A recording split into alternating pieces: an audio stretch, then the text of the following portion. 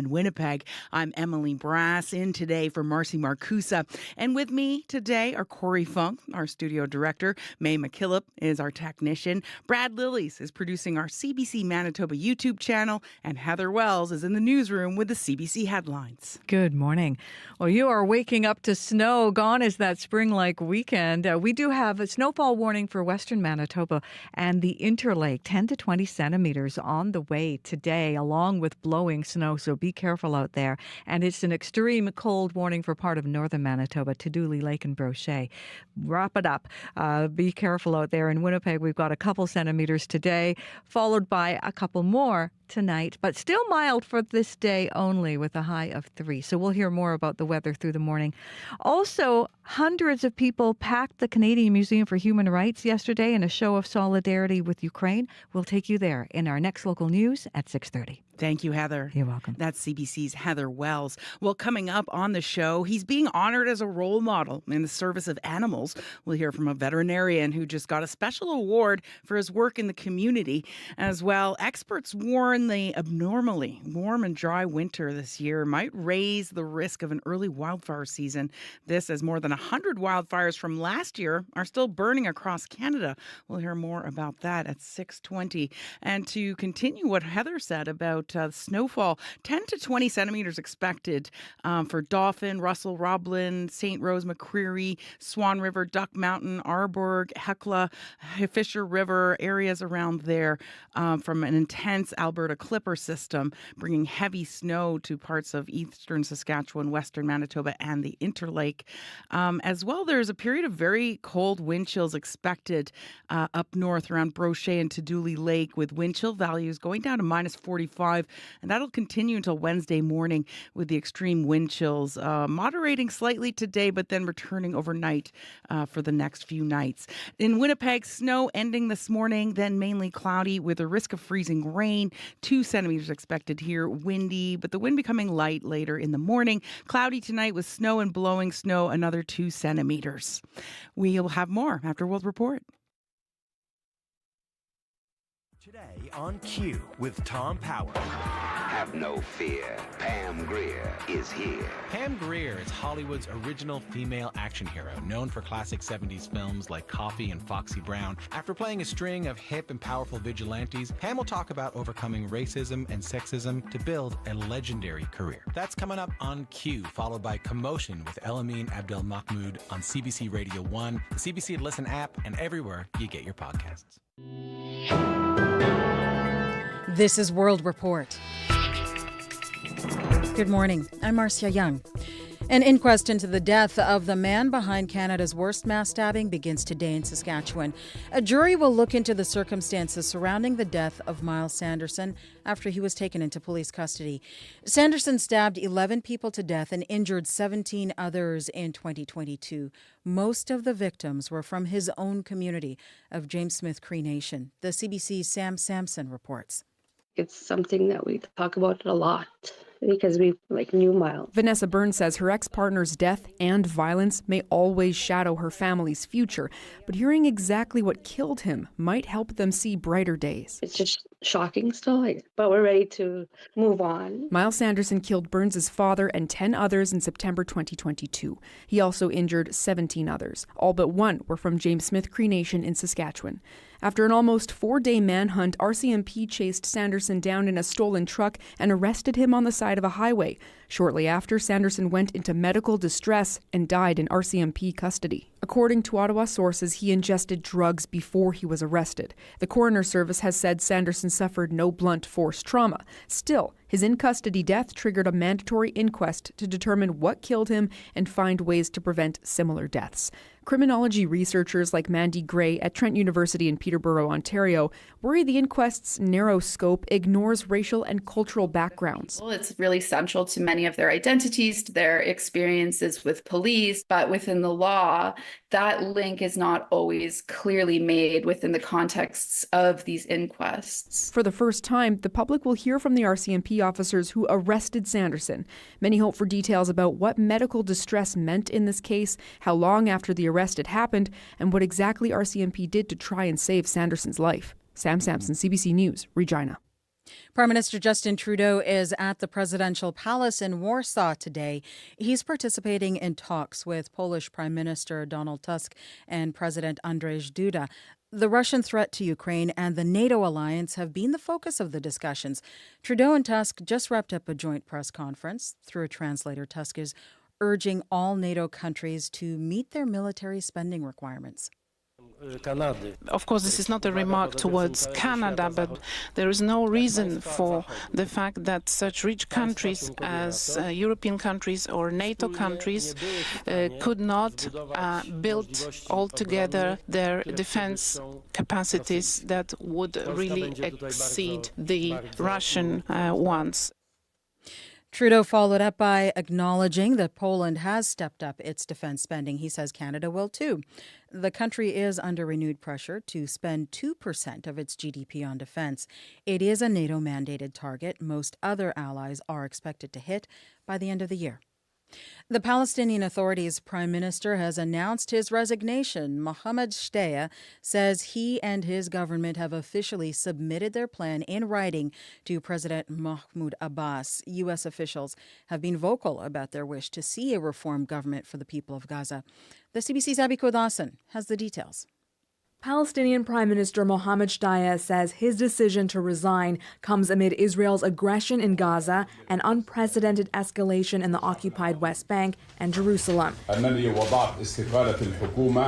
He says the next stage requires new arrangements given the new reality in Gaza. The U.S. has been pressuring Palestinian President Mahmoud Abbas to reform his Palestinian Authority, which partly administers the occupied West Bank. Washington would like to see the PA govern Gaza once the war ends, but Israeli Prime Minister Benjamin Netanyahu's own plan makes no mention of Palestinians playing such a role. From a security perspective, you're defaulting back into occupation. Jonathan Panikov is with the Atlantic Council. Any technocratic administrative group of individuals is not going to have any legitimacy in Gaza. It's immediately going to be seen as simply supporting Israeli will. On Sunday, Netanyahu said a ground offensive into Rafah will happen, even if the hostages are released by Hamas.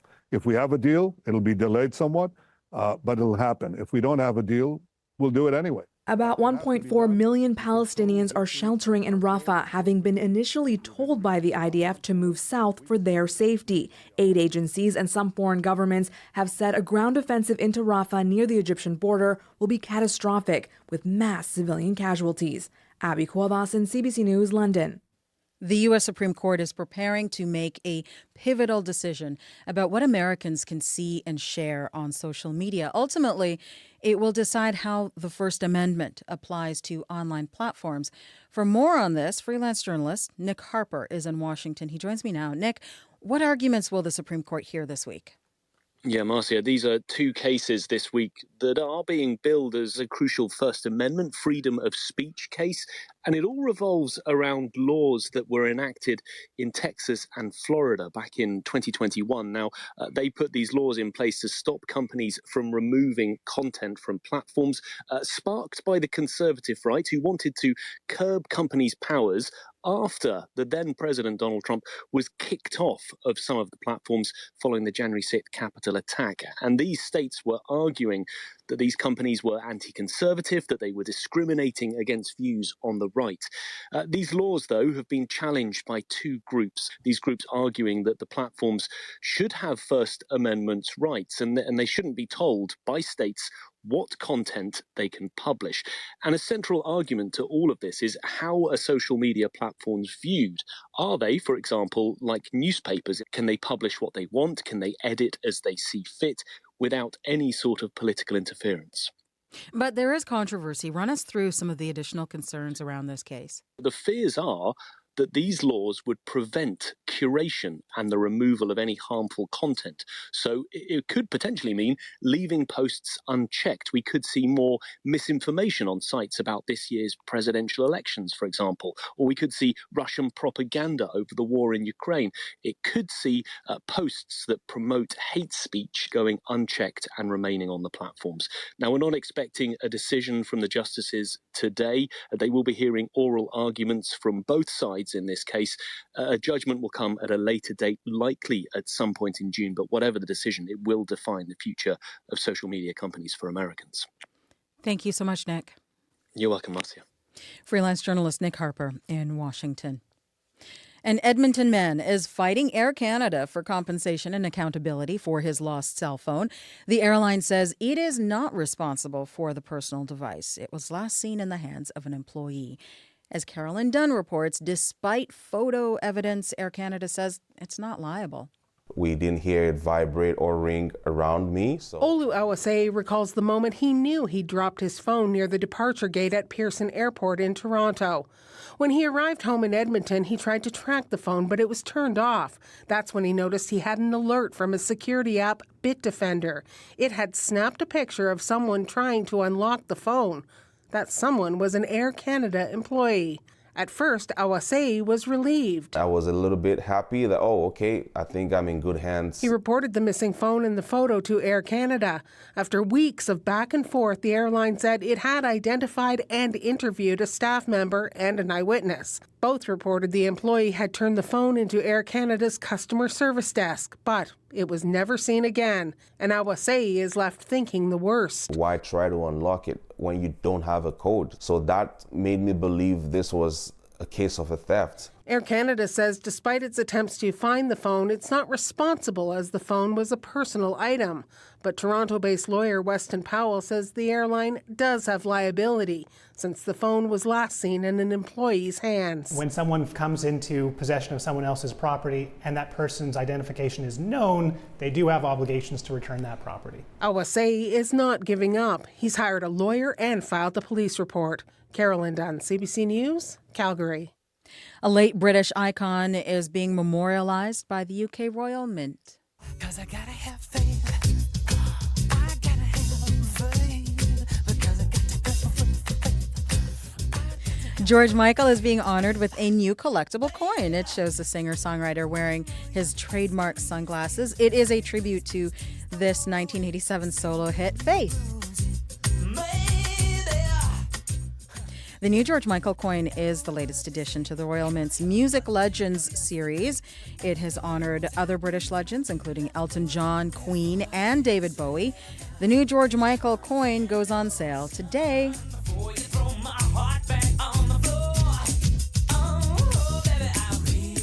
That is the latest national and international news from World Report. I'm Marcia Young.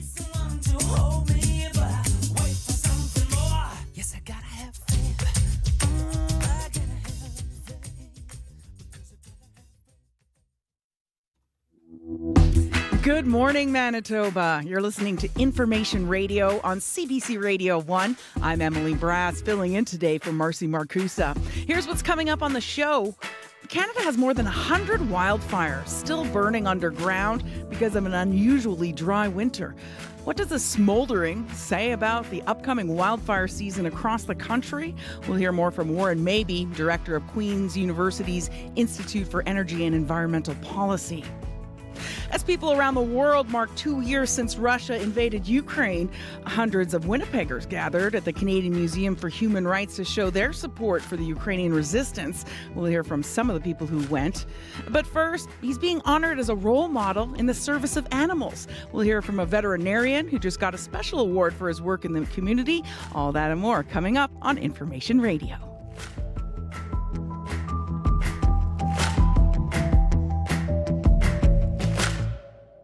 11 minutes after 6 o'clock, time for news headlines with Heather Wells. Good morning. Well, a Brandon landlord is calling for more help with problem tenants. Shirley Harkness says her only rental property has been destroyed. It has holes and graffiti on the wall, dirty adult diapers, she says, and cigarettes on the floors, and the back door is broken from a large piece of wood used as a barricade. She tried to get help, calling the Brandon Residential Tenancy branch office, but didn't receive any help. We're going to hear from her. And some people in North Point Douglas say they can't figure out why the site of the former Vulcan Ironworks building hasn't been cleared yet. What's left of that structure on Sutherland caught fire again on the weekend, months after it was marked for demolition. I'll be back with more Manitoba news at 6:30. Thank you, Heather. You're welcome. That's Heather Wells from the CBC Manitoba News Desk. And joining us now with a look at the weather and traffic is Corey Funk. Good morning, Emily. Let's start with the weather because it's winter again finally here in Manitoba. Just a couple of warnings for folks. Right now, as that kind of Alberta clipper is making its way through, it's hitting mostly the western Manitoba and central Manitoba. So you're talking Dauphin, Russell, Roblin, Winnipeg, and then also making its way through Duck Mountain, Arborg, Hecla, Gypsumville, Ashern, that whole area there.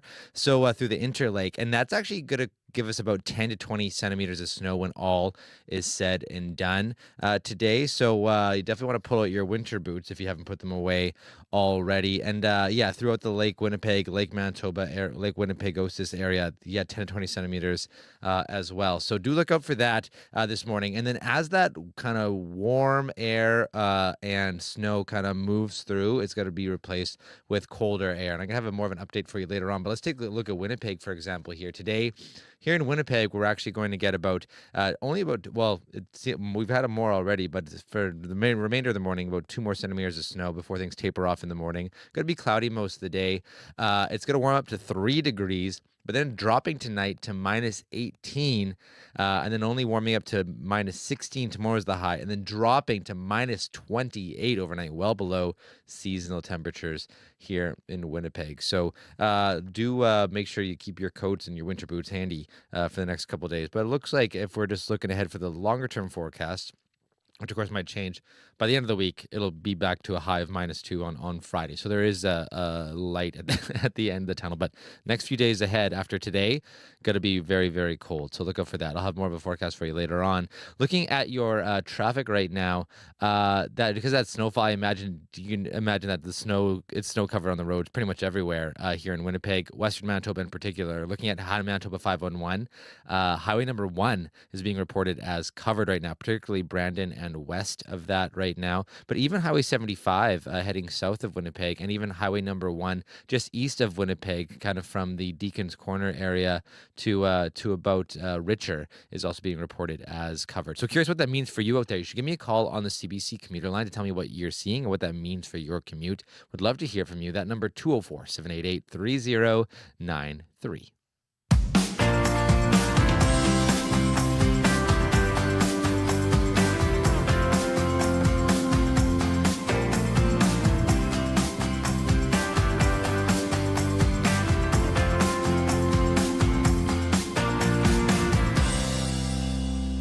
Coming up on 6:15, and you're listening to Information Radio on CBC Radio 1. I'm Emily Brass.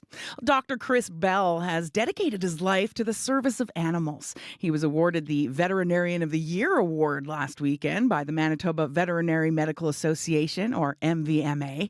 The award celebrates a vet who's contributed greatly to the profession and the community. Chris joins us now to tell us what that win means. Good morning.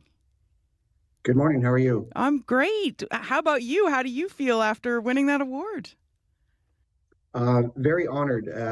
It was a very unexpected, and I'm truly honored and humbled to have been recognized by my peers for my work. What do you think made you stand out? Why do you think they chose you? Oh goodness. I definitely have kind of worked throughout my career to try and give back to my community and to my profession. Most recently, the president of the Canadian Veterinary Medical Association, and lots of work within the Manitoba Veterinary Medical Association. In addition, I'm an equine surgeon, so I look after horses all around Manitoba, and even a few from Saskatchewan from time to time. And I help teach as well. So I have students that come and learn in our practice, teach interns and residents. So I guess that was the impetus to nominate me. Yes, and I understand you've been a mentor to a lot of people, like you touched on there. I mean, why is that important to you? Mentorship is so important in order to allow our next generation of young people to step into the shoes of those that will be retiring in the future. And I just think that there's so much reward to be had from mentorship. And I look back at some of the great mentors I had, and and just really appreciate having that opportunity to learn alongside somebody with their character and their background. Yes, and you mentioned, wanting to have that next generation of vets. I mean, that's really important with the shortage of vets right now in Manitoba. I mean, is that something that could be done to make sure Manitoba has enough vets? Is more fostering of the next generation, or? Yeah, absolutely. I think fostering the mentorship is very important, and the support structures that are available to veterinarians coming back to the province is very important. At a kind of a higher level, we need to look at retention and our recruitment. Putting more bodies into the domestic seats at the WCVM and all the colleges across Canada, as well as looking at how we can attract and retain great internationally trained folks as well. So it's a big issue, multifactorial solutions to it. But yes, absolutely, mentorship is one of the key and central parts of that. And back to you and the award. The ceremony just happened over the weekend, and it sounds like you're a pretty modest person. What was it like being, honored so greatly with so much attention on you at the ceremony? Yeah, I don't know that I necessarily enjoy all the attention, but yeah, I was very honored, and very thankful to my colleagues and the profession for that recognition. And when you think about your career so far, is there a story that stands out? Maybe something that really resonated with you over the years?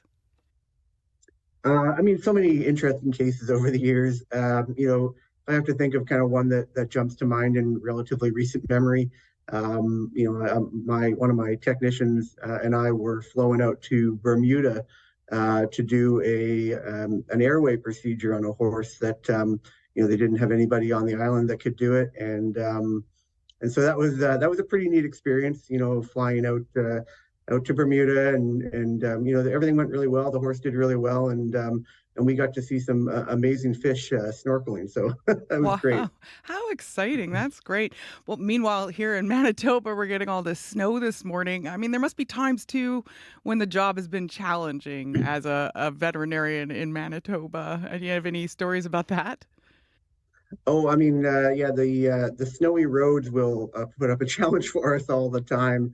I mean, I think one of the challenges that we see as veterinarians is dealing with loss, and oftentimes we have to kind of help facilitate that, and just dealing with those issues that come up around the loss of an animal and all those things that come with it. But a good team around you, and being able to communicate well is really important. Hmm. And so, you've been talking a lot about mentoring and helping people get into the field. What advice would you give people who are thinking about it, who are maybe inspired by some of your stories here today, Chris? Yeah, certainly look into your options. The veterinary field is wide, and I like to say vet med will take you anywhere. So obviously for young people, you're looking into your college courses and what it's going to take to get into vet school. Of course, there are other avenues as well, such as the registered veterinary technologists, the RVTs. We have a school right here in Winnipeg at Red River College. So there's lots of different avenues to get into it. It's a very rewarding career. It's ever changing. You never get the same thing twice. So yeah, absolutely. Look into it. Come and join us. And they might even get the Veterinarian of the Year award someday, like you. What does this mean? So. Yeah. What does this mean for your future now that you won this award as a veterinarian? You've already had so many accolades, with the veterinary associations, but, is this special? Does it mean something? Oh, I mean, it's definitely very special to me. Definitely a highlight of my career, without a doubt. As far as changing anything, I think I'll just kind of continue to do what I've been doing, and continuing to mentor and continuing to try and be a leader in our profession, whether it's provincially or nationally or internationally. So, Well, thanks for all your work. I'm sure the animals thank you as well. thank you. Dr. Chris Bell was awarded the Veterinarian of the Year award by the Manitoba Veterinary Medical Association. You have lots of questions about your own life and this really complex world around you. I'm Sarocha Coelho. I'm the host of the new live call-in show, Just Asking. I take your questions about what's in the news or your finances, health, even your relationships, and then throw them to an expert. Our show launches on February 24th, 5 p.m. Eastern, 2 p.m. Pacific, live from coast to coast to coast. Just Asking. Let's figure it out together. 22 minutes after 6 o'clock, and you're listening to Information Radio on CBC Radio 1, 89.3 FM in Winnipeg, worldwide on our CBC Manitoba YouTube channel and on the CBC Listen app. There are still over 100 active underground wildfires burning across Canada. They're also known as zombie fires. That's according to the Canadian Interagency Forest Fire Centre. Experts warn those sleeping fires could reignite in the spring, fueled by last year's intense heat and lingering drought conditions. For a look ahead to what this wildfire season might bring, we're joined by Warren Mabey, Director of Queen's University's Institute for Energy and Environmental Policy. Good morning, Warren. Good morning. So what factors are contributing to the heightened concerns about this year's wildfire season? So I think that the factor that we're most concerned about is just the lack of water in a lot of these ecosystems.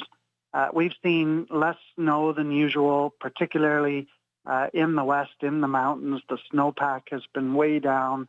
The amount of moisture that's available to these systems is therefore significantly reduced. And that just means that everything is drier. You know, the ground is drier. There's less water in there. There's less water likely to come. Those are prime conditions for fire because, of course, the drier that the fuel is, the more likely that we're going to see fires, and particularly these big, dangerous fires. So how can we effectively prevent underground fires from spreading as we head into the spring? Well, it's hard to know exactly how to do that because, of course, we can't see them very easily. We do have maps and, you know, we can identify some of these fires through smoke. We can see a bit of smoke. Sometimes a hunter will report something or somebody driving by. Sometimes we'll see it with a plane or a satellite. It does give us an idea of where fires are likely to happen as the season unfolds and, you know, as things start to warm up. Sometimes these underground fires can turn back into big above-ground fires. Sometimes they smolder and go out. It really depends on how much water comes in. And, you know, if we get a lot of rain this spring, those might not be the fires to worry about. It might be somewhere else. It's hard to say. And we've been hearing them called zombie fires, and, you know, they're underground. It's a little complicated. I mean, what exactly are these zombie fires? Well, they are leftover fires from last season. And normally what happens is that as things get colder and as we start to get snow and rain in the winter, these fires sort of naturally extinguish. It's not unusual for some fires to persist through the winter underground because, of course, they're insulated from the cold, insulated from moisture.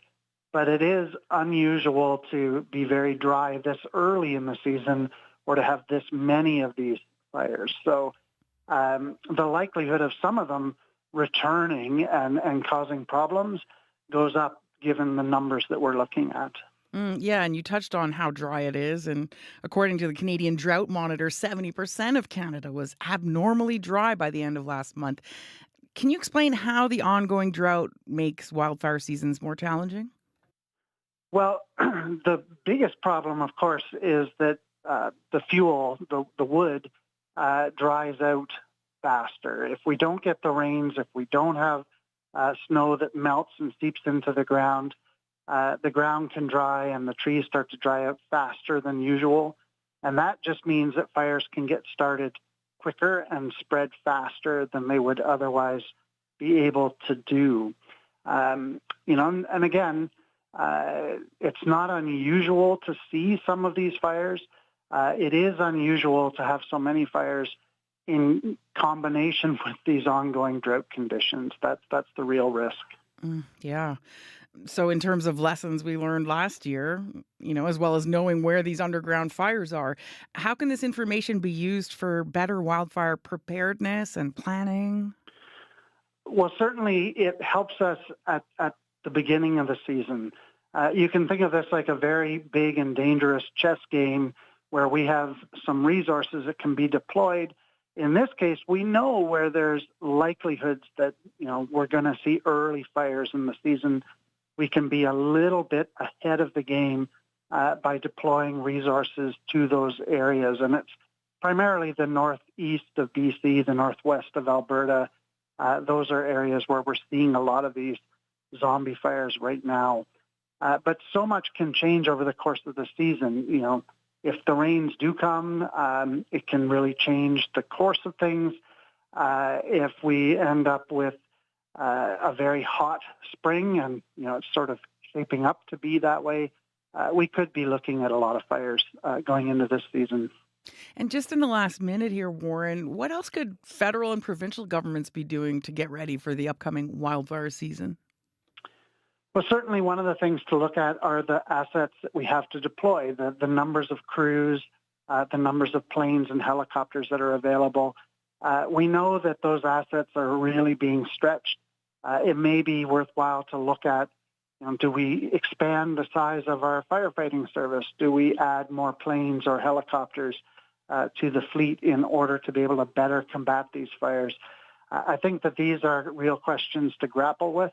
But if we continue to see catastrophic seasons, it would be an investment that would go a long way to helping us control these risks. Thanks so much for joining us and explaining this, Warren. Thank you for having me. Warren Mabey is director of Queen's University's Institute for Energy and Environmental Policy. 29 minutes after 6 o'clock, getting close to local news time. Quick school announcement. Due to hazardous road conditions, schools and buses are canceled today in the Evergreen School Division, and Saint Laurent School in the Prairie Rose Division is also closed today. And joining us now with a look at the roads is Corey Funk. Yeah, I just got a call from Maria on the commuter line. As you can imagine, it's fairly treacherous out there on the highways. Her commute includes the highway number 1 east of Winnipeg, as well as the south perimeter. She says she watched someone right around Deacon's Corner go right into the ditch. So she's playing the game of where's the lane is what she says. You can't really see where the lane is going. Visibility is okay, but people are going 60 to 65 on the highway just to match the conditions. On the south perimeter, going westbound between Fermor and St. Mary's, is just down to one lane essentially right now that is actually drivable. So just be careful if you're hitting the highways pretty much anywhere in the province this morning. Give me an update if you see anything else. 204-788-3093. Could we all just stay home and stay in bed this morning? That'd be so nice. Oh my gosh. That would be great. Thanks so much. Thank you. That's Corey Funk, and the news is next. This is CBC News. Good morning. I'm Heather Wells in Winnipeg. Well, we've got snow, we've got wind, but we're not too cold, not yet. A high in Winnipeg today of 3, a couple centimeters of snow for Winnipeg this morning, a couple more later today. And as Corey mentioned, we do have a snowfall warning this morning for western Manitoba and the Interlake. 10 to 20 centimeters is possible. If you're in northern Manitoba, to Dooley Lake and Brochet, it's an extreme cold warning today. We begin with an early morning fire sending smoke over West Broadway this morning. CBC reporter Megan Ketchison is on Spence Street and joins us live. Megan?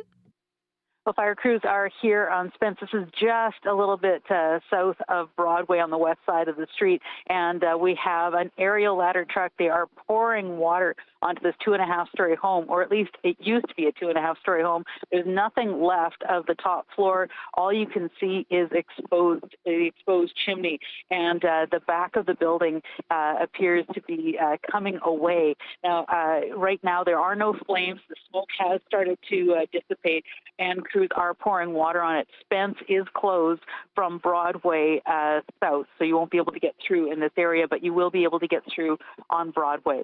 Reporting live, Megan Ketchison, CBC News. Thanks so much, Megan. Now, people living near the former Vulcan Ironworks building on Sutherland say they are sick and tired of that property catching fire over and over again. Crews were out this weekend fighting the fire at the historical Winnipeg industrial site. It's just the latest of several blazes inside the property since a major fire gutted it last summer.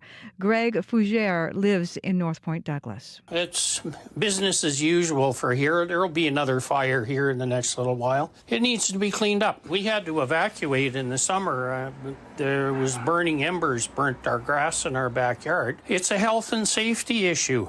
Fougere says it seems the city doesn't care about his neighborhood. The property's owner has appealed in order to clean it up. A hearing on that appeal has been pushed back until late April. A landlord in Brandon is calling for more help with problem tenants. Shirley Harkness says her only rental property has been destroyed after trying to evict someone for 3 months. Harkness says there have been neighbor complaints, damages to the property, and many police calls before the tenant was evicted. And she says the residential tenancy branch was little help. It's the red tape and the laws. The laws need to be changed so that they're in favor of the landlords, not in favor of the tenant. Because if you get a bad tenant or a drug dealer, well, you might as well just walk away. Harkness says calls to the branch office were rerouted to Winnipeg, and she rarely spoke to anyone in person. A provincial spokesperson says 2 full-time staff are assigned to the Brandon area. They did not say if the Brandon office is short-staffed. RCMP say they have found the body of a young man from the Pas who went missing this weekend. 19-year-old Peter Charlotte was last seen Saturday evening. He was walking away from a home off Highway 283 near the Manitoba-Saskatchewan border. Police say they found Charlotte's body about 3 kilometers from where he was last spotted. RCMP in the Pas and the Chief Medical Examiner's Office are investigating. Marking the 2-year anniversary of Russia's full-scale invasion of Ukraine. Hundreds packed the Canadian Museum for Human Rights yesterday in a show of solidarity with Ukraine. Volodymyr Denis and his family have been in Winnipeg for just over a year. He says they're happy to be here, but the ongoing war is always on their minds. This war eventually or sooner will end. So we hope for that. So we'd like to say that the war is still there and we need your support. Manitoba has welcomed thousands of Ukrainians since the war began. Many more are expected ahead of the expiration of Canada's emergency visa program. Well, Jennifer Jones and her St. Vital rink were denied a final Scotties championship last night. Jones took the final bow before the Calgary crowd after suffering a heartbreaking defeat in this year's Scotties Tournament of Hearts. Ontario's Rachel Homan edged Jones for the championship. 5-4 was the final. Jones has said this will be her final Scotties. She's retiring from team curling with 6 titles, 18 Scotties appearances, and an Olympic gold medal, as well as 2 world championships. Well, the Jets gave the hometown crowd something to cheer about last night.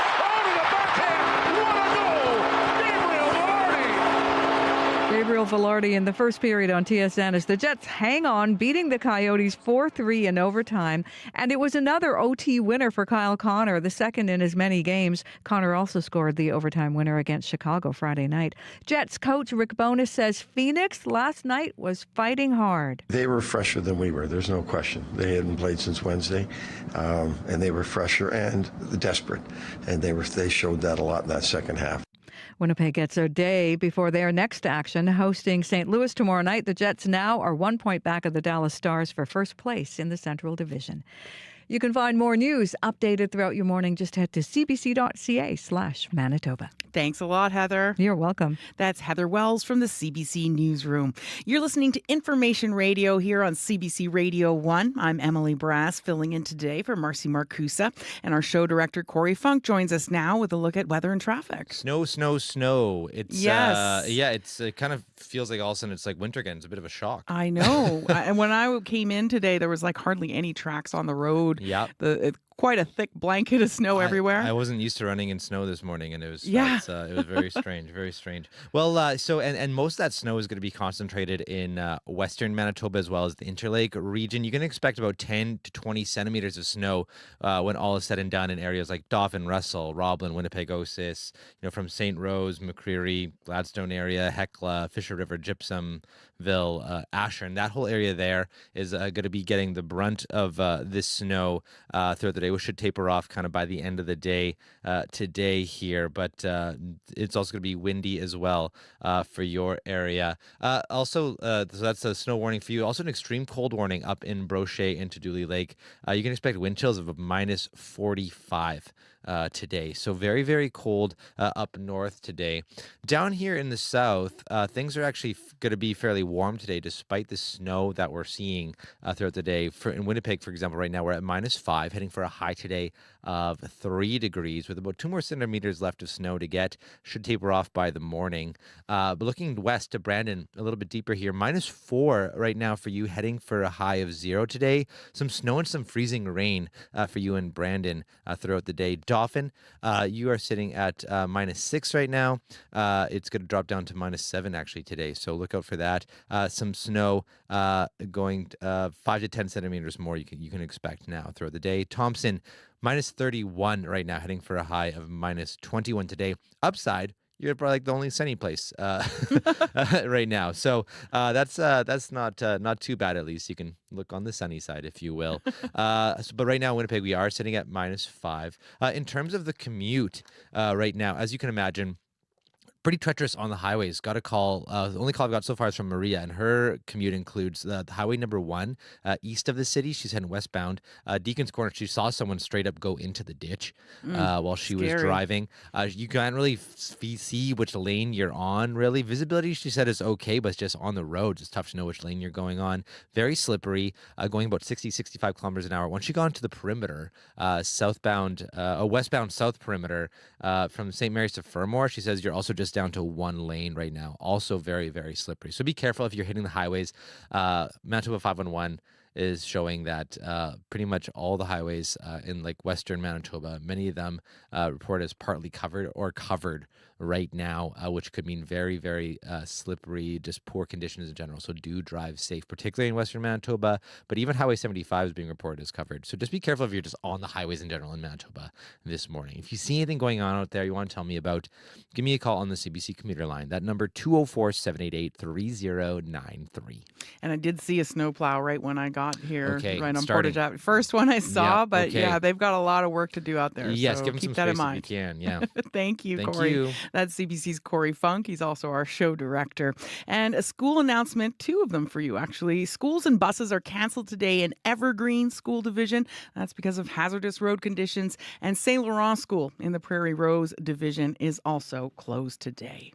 Coming up on 640, and you're listening to Information Radio on CBC Radio 1, 89.3 FM in Winnipeg, worldwide on our CBC Manitoba YouTube channel and on the CBC Listen app. I'm Emily Brass. Time now for some business news. Phil Dumont joins us from the CBC Business Desk. Good morning, Phil. Morning, Emily. So consumers are pushing back against high prices these days. What does that mean for the companies? I think it's going to force companies to make some difficult choices, and not just about dropping prices, because that causes them a number of business issues. Prices are up since before the pandemic, no surprise, up 19% in the U.S., 16% in Canada, 23% in the food line up here. So now you're seeing consumers of both countries pushing back in a number of ways. There's a poll late 2023 said more than 30% of Canadians would change their stores to find cheaper prices. It sounds like falling off a log kind of thing, but a lot of people don't. You get comfortable in your store. I certainly do. So I'm not going to change for 50 cents on, $10. But as prices go up, you start looking for more options to save money. You've got more people using coupons, more people shopping private label brands. As a result, stores like Target rolling out their own brands for products recently. Then there's sales, and this is where you're really seeing it. Kraft Heinz says its sales were down in the most recent quarter. Pepsi had the same problem. McDonald's said it was attracting fewer lower-income customers than in the past, and that's a key buying group for that company. And you're seeing this in a number of companies, more or less warning, saying that the next few months are going to be bad headwinds. Some prices are coming down. U.S. figures, but eggs down 30%, car rentals down 14%, air fryers down almost 7%. But don't expect widespread price drops, economists say, because those only occur during economic depressions, and we're not in one of those. And companies do face a number of challenges. One, do they keep raising prices and maybe lose sales? But in the past couple of years, their profits went up partly because wages rose, so they were able to kind of pass it along as people earned more money. But now to keep profits up, companies are likely to push employees to ask for lower raises or even take salary cuts. And in that case, you could see more labor unrest in the next year or so. Okay. Well, shifting now to coffee, how is a pork-flavored latte going to help Starbucks in China? It's one of those unique flavors that are popular in Asia. This month, Starbucks launched its pork latte in China, braised pork sauce with espresso and steamed milk. Might not sell in Canada, but it's hoping to attract more drinkers over in coffee-crazed China. Used to be the country where everybody drank tea. Now, coffee consumption up 15% last year. It's the 7th largest coffee-consuming nation on the planet. But Starbucks has run into a roadblock. Luckin Coffee. It's the largest coffee chain in China, and it reported revenues about $500 million higher than Starbucks last year. Mainly, this is Chinese numbers. Luckin basically doubled the number of stores in 2023, and that's one reason for the strong sales figures. Starbucks has less than 50% of the outlets that Luckin does in China, but China's a big prize for Starbucks. They want a lot of expansion there, so they think they'll get 9,000 stores in China by next year, but that would still put them 7,000 behind Luckin. It's not how many cups of coffee you drink, it's how many stores you got on corners right now in that country, and right now Starbucks lagging behind. Pork-flavored latte might even get the pets interested in coffee as we move to the pet industry. Fortunes for that industry have been soaring recently, but does a dog really need a Gucci coat? It's an ephemeral question. People began buying more pets during the pandemic, mainly because of companionship. Trends continued, though. Last year, Americans spent almost $150 billion on pets, up from less than $100 billion in 2019. Morgan Stanley's forecasting that sector to hit $275 billion by 2030. And it's not just pet food. Canadians will spend $850 million in grooming and boarding their animals this year. Then there's the coat. The pet clothing market, more than $7 billion in the U.S., about half for dogs, mainly coats and the booties for their feet. And it can get pricey. I've seen the Gucci coat. There's an $825 Prada coat for Fluffy. Canine, an apparel maker of Tacoma, offers jackets for 25 dog breeds. So it's 25 different kind of jackets. And it's not just for show. Vets say a well-fitting coat can ease Fido's anxiety during violent storms. So I guess it's worth maybe $825. Yeah, I don't know. My dog pal hates wearing anything, even when it's freezing. But I guess it depends on the dog. On the dog. So tell us about the overseas markets today, Phil. Right now, they're generally down. Europe, Germany's up slightly, but France and the UK underwater by about 0.25%. Hong Kong, Shanghai, they lost about 0.5%. Oil down 40 cents, $76.09 US a barrel. And the Canadian dollar below 74 cents, trading at 73.98 cents US. Thank you, Phil. Thanks, Emily. That was Phil DeMont at the National CBC Business Desk.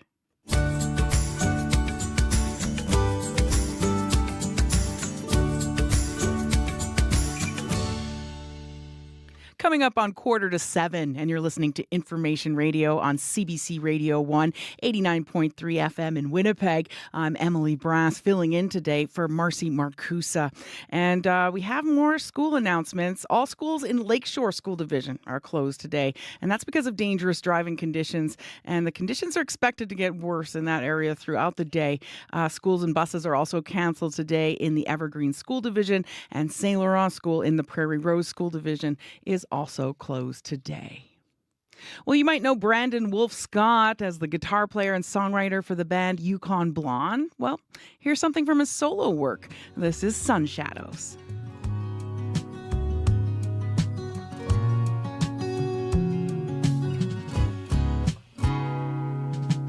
Dancing like a leaf upon a stream, stillness of the night, just like a dream.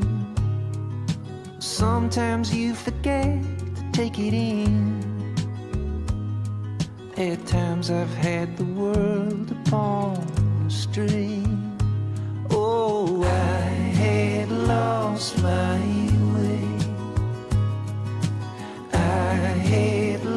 lost my way with you.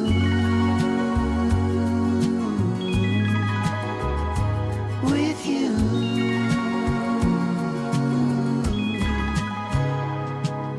Shadows from the sun, they follow me, laughing at the clouds just passing free. Sometimes I forget to stop and breathe. At times I've had this world upon the stream. Oh, I had lost my way. I had lost my way with you.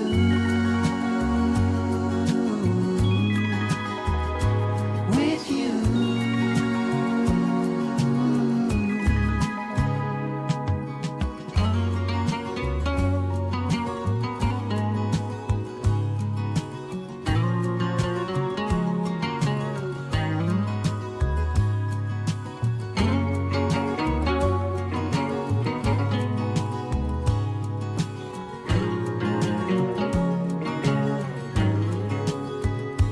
Oh, I had lost my way.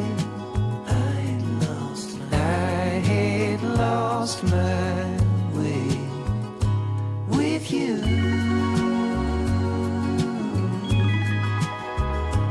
With you.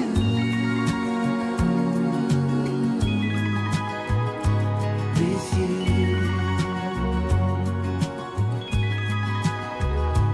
With you. With you.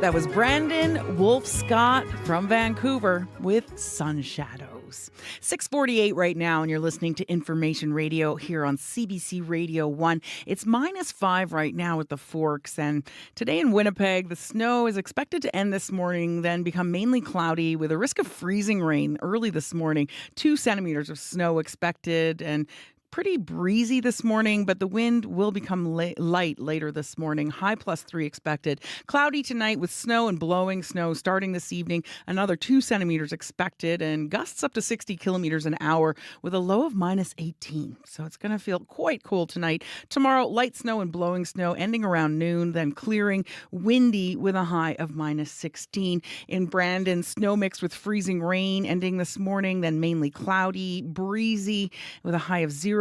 More snow tonight, another 2 centimeters with a low of -20, then clearing tomorrow morning, high -16. And of course, western Manitoba getting really hit with snow. 5 to 10 centimeters expected in the Dauphin, Russell, Roblin, Winnipeg, Osis area. Blowing snow this afternoon, gusts up to 50 kilometers an hour, 60 kilometers later this afternoon. Temperature falling to -16. Snow and blowing snow ending before morning, then cloudy, another 2 centimeters, low -23. Clearing tomorrow morning with a high of -17. And of course, a few schools are closed today. Evergreen School Division, Lakeshore School Division, and St. Laurent School in the Prairie Road Division are all closed. Well, we're now in the 3rd year of Russia's war in Ukraine, and to mark the somber anniversary, hundreds rallied yesterday at the Canadian Museum for Human Rights. CBC's Gavin Axelrod was there and spoke with 2 Ukrainians who came here since that war broke out, starting with Olena Shapolva.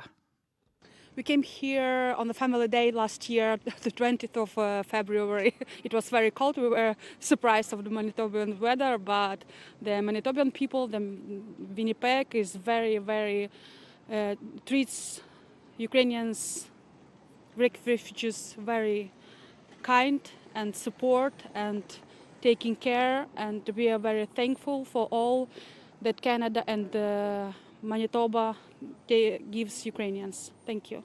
I was wondering as well, what's it been like, that move from Ukraine to here in Canada? Actually, we had a very good life in Ukraine, and we have never ever considered ourselves as an immigrants. But we tried to stay in Ukraine to live for the first year and realized that our 3 kids, there is not opportunity to take education, to have some hobbies, because every day the missiles, every day killed kids on the shelters, every day something happened. So we decided to give our kids normal future. So that's our choice. Was it hard to leave your home? It was very hard, and our families still are in Ukraine. Our relatives are fighting for Ukraine.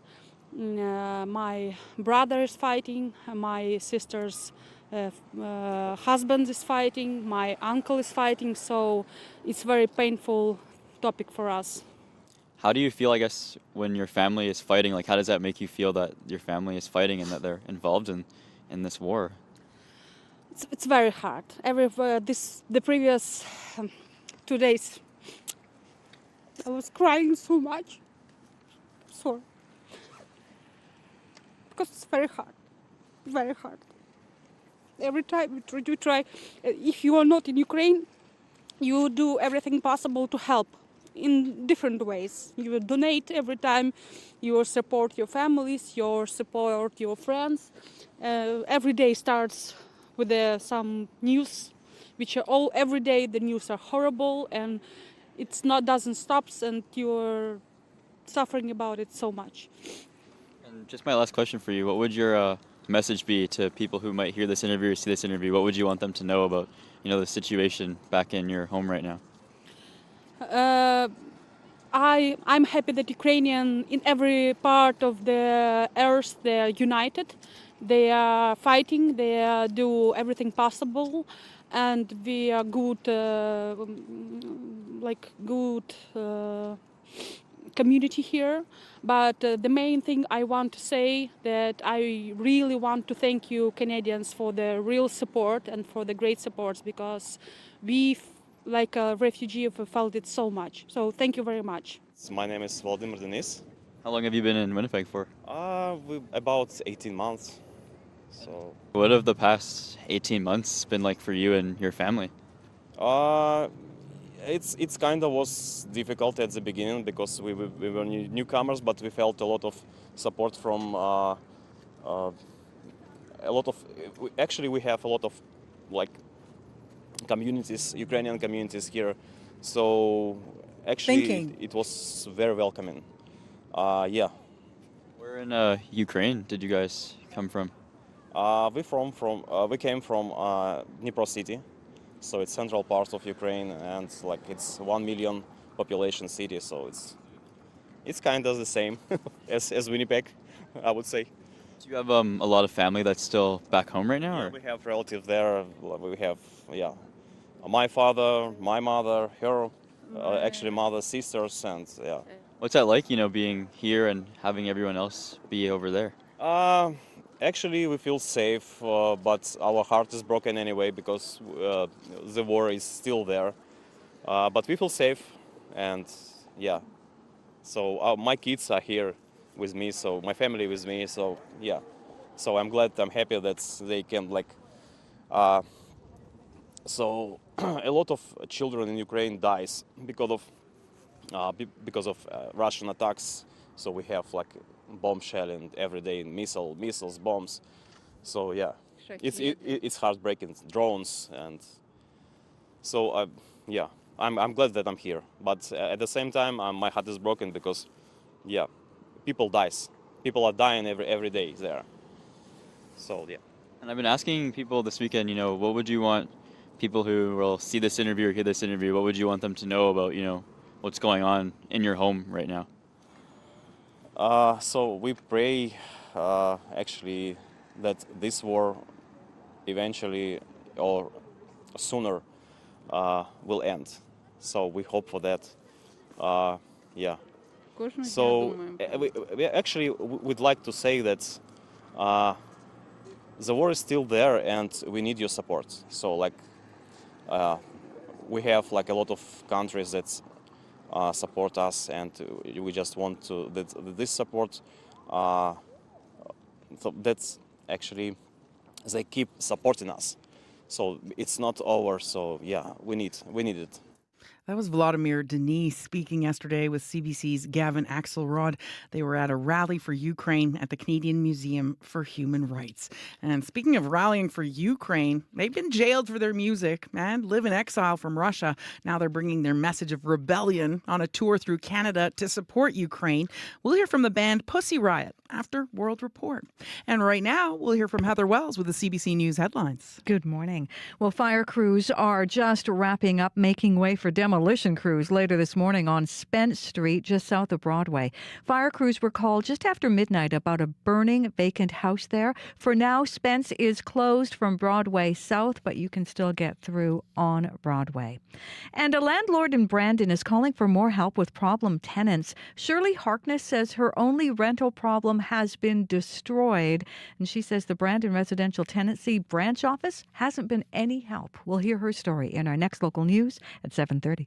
Thank you, Heather. You're welcome. That's CBC's Heather Wells. And Corey Funk joins us now with a look at the weather and traffic. Yeah, treacherous conditions inside and outside of the city today because of this snow that's coming through, this Alberta Clipper that's been dropping, 10 to 20 centimeters, particularly in the Interlake, but even here in Winnipeg as well. If you just look out your window, you can see we've got quite a few so far. We're about 2 more centimeters left to go today. -5 in Winnipeg, heading for a high of -3. Got a call from Angela on the commuter line. She said actually just not far from the studio here, eastbound Portage, just before Wall Street in the far left lane, there's about a collision including about 5 cars blocking that entire left lane right now going onto Wall Street. So you can't turn left onto Wall Street. You cannot turn left onto Wall Street in that left turning lane right now. So heads up there if that's part of your commute. And doesn't look like any vehicles on scene quite yet or anything like that, but those 5 cars are stopped blocking that area there. As well, southbound Main Street is just real tough, says Julie, trying to find where the lane is right now. It looks like a plow hasn't gone through there quite yet. So just careful if you're on Main Street. And in general, I've got calls about Highway 1 and the south perimeter right now, also very treacherous. Tough to find where your lane is. Go slow. The only bright side I heard is Highway 59 south heading towards Steinbach. Catherine calls and says it looks like a plow's been through there. Not ideal conditions, but much more passable and fairly clear in most places. So if you see anything else, though, give me a call, 204-788-3093. Thank you, Corey. Thank you. That's CBC's Corey Funk. And of course, there are school cancellations. Evergreen School Division, Lake Shore School Division, and St. Laurent School in the Prairie Rose Division all closed today. Well, still to come, we'll hear from members of Russian feminist rock band Pussy Riot. And they'll talk about their upcoming Canadian tour and what motivates them to fight through music. As well, March is just around the corner, and that means clocks will soon spring ahead by an hour. We'll talk to a doctor about how to prepare for that. All that and more still to come on Information Radio. World Report is up next.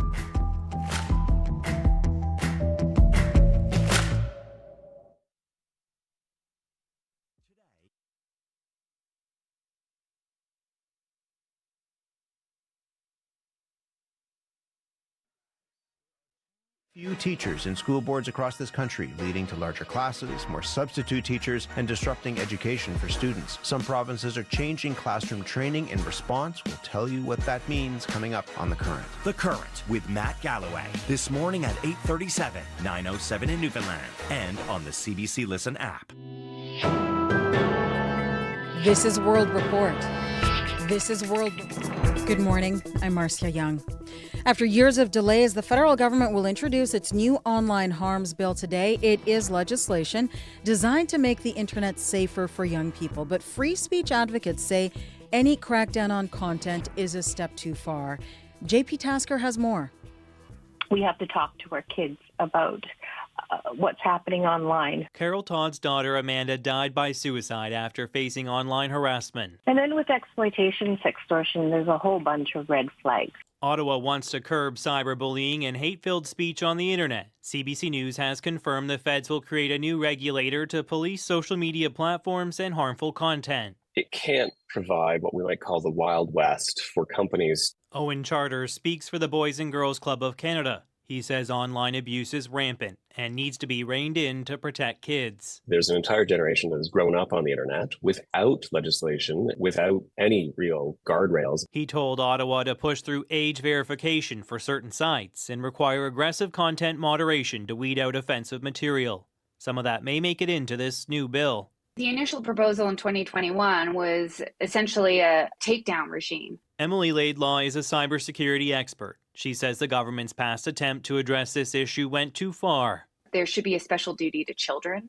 And it appears that that is the approach the government is taking, that this is really a child-focused bill. Conservative leader Pierre Poilievre hasn't read the bill, but he says he's opposed. What does Justin Trudeau mean when he says the word hate speech? He means speech he hates. JP Tasker, CBC News, Ottawa. Canada's Prime Minister is meeting with the leaders of Poland today. Justin Trudeau is visiting Ukraine's neighbor, where Canadian soldiers have been training Ukrainian troops. Trudeau has wrapped up bilateral meetings in Warsaw with Polish Prime Minister Donald Tusk. The Russian threat to Ukraine and the NATO alliance have been the focus of the discussions. Trudeau says Canada will continue to offer military support to allies. I recognize Poland stepping up significantly in its own military spending, but so will Canada. We will continue to make sure that the women and men of the Canadian Armed Forces and the people around the world, our allies who rely on them, will continue to get the equipment and the support they need. Canada is under renewed pressure to spend 2% of its GDP on defense. It is a NATO-mandated target most other allies are expected to hit by the end of the year. Palestinian Prime Minister Mohammed Shtayyeh has announced that he and his government are resigning. Shtayyeh made the announcement during a cabinet meeting. He says he informed President Mahmoud Abbas last Tuesday, but officially submitted his resignation in writing today. It is not clear if Abbas has accepted. Some feel this could open the door for the United States to push for more reforms within the Palestinian Authority. The U.S. has said once the Israel-Hamas war has ended, it wants a revitalized and reformed Palestinian Authority to govern Gaza. The United Nations top court wraps up its final day of hearings, considering the legality of Israel's almost 6 decades-long occupation of the Palestinian territories. Today, the League of Arab States argued in the International Court of Justice. They argued there is no legal basis for a Jewish state. Freelance reporter Lauren Kamato has more from The Hague. The League of Arab States is one of 3 international organizations and a record 52 countries to have weighed in on the legality of Israel's occupation. Speaking on behalf of the League of Arab States, Ralph Wild told judges that the establishment of Israel in 1948 was illegal and a violation of Palestinians' rights to self-determination. A state defined to be of and for Jewish people exclusively has governed the entire land of historic Palestine and the Palestinian people there. And the regime of racial domination, apartheid, and denying return has been extended throughout. He called the occupation existentially illegal and said it must end immediately. That unlike what the U.S., Canada, and other countries argued, it can't be justified until a peace agreement is reached that meets Israel's security needs. This is the law as these states would like it to be, not the law as it is. Israel must renounce all sovereignty claims and all settlements must be removed immediately. Today's war in Gaza, argued Wild, did not begin in October 2023, but is what he called a drastic scaling up of force since 1967, when Israel went to war with several Arab states. It's an argument that many countries have made here over the past week.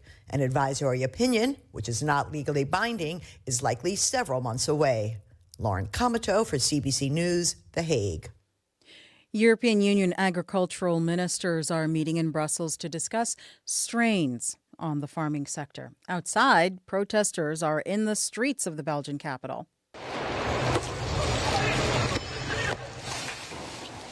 They're throwing projectiles and jamming roads with tractors and burning tires. Riot police respond with water cannons. This demonstration is just the latest protest.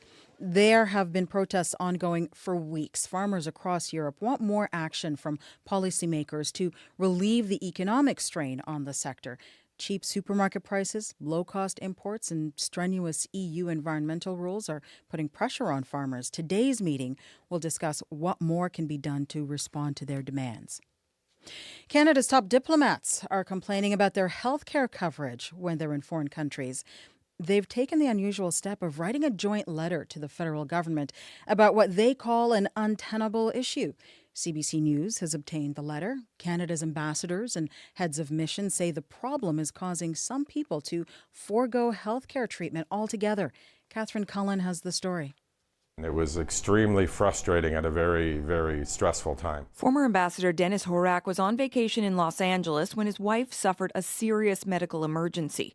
She ended up in intensive care, and he says he spent days trying to get help from his insurance company. I phoned them every hour. I stayed on the phone for hours at a time, waited for callbacks that never came. That insurance company, MSH International, provides all health care coverage for Canadians who live and work overseas, including diplomats and their families.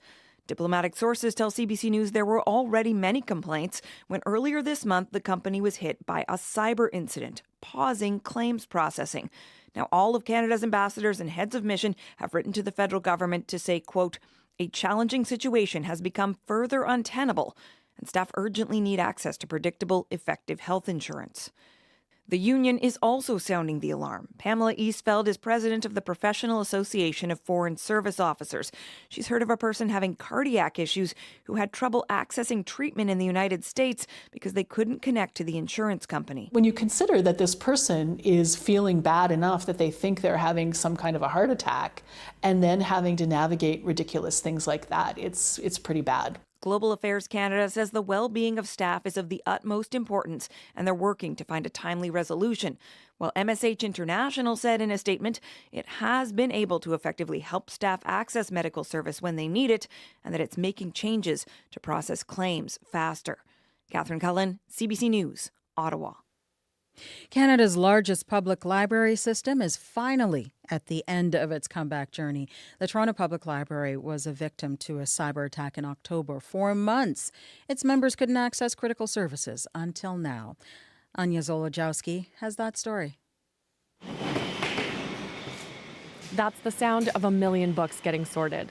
The Toronto Public Library is dealing with a huge backlog, all because a cyber attack in October downed some of its systems, including the one needed to catalog returned books. It was quite shocking. That's Jan Dawson. She manages 18 library branches in the West End. For months, books couldn't go back on shelves, and computers and printers were out of commission. I don't know how many people are aware that many Torontonians need our public computers. Ransomware attacks often work like this. Hackers steal an organization's digital files and lock their victims out of their online systems until they pay up. But the library says it didn't pay. Bob McCardle is a cybersecurity expert with software giant Trend Micro. He says these days, about 1 in 4 victims will pay a ransom. And for everybody who does pay, they're essentially financing 3 more victims. The library had to rebuild some of its systems, a task that takes months and is finally just about done. A relief for library users like Maureen Phillips. I have totally felt the hack. It's actually been depressing. Anya Zolojowski, CBC News, Toronto.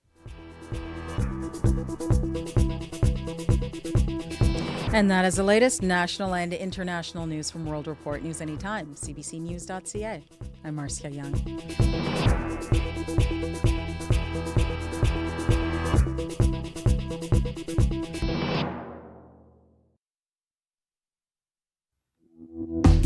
Good morning, Manitoba. You're listening to Information Radio on CBC Radio 1. I'm Emily Brass, filling in today for Marcy Marcusa. Here's what's coming up on the show. Sleep training for grown-ups. We'll talk about how you can start shifting your schedule to prepare for daylight saving time, which happens in just 2 weeks. Can you believe it? Falling through the cracks. A foster mom who's also a teacher shares why she thinks schools and CFS agencies are failing foster children. But first, they've been jailed for their music and live in exile from Russia.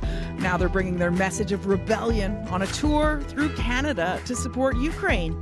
We'll hear from the band Pussy Riot. That's coming right up on Information Radio.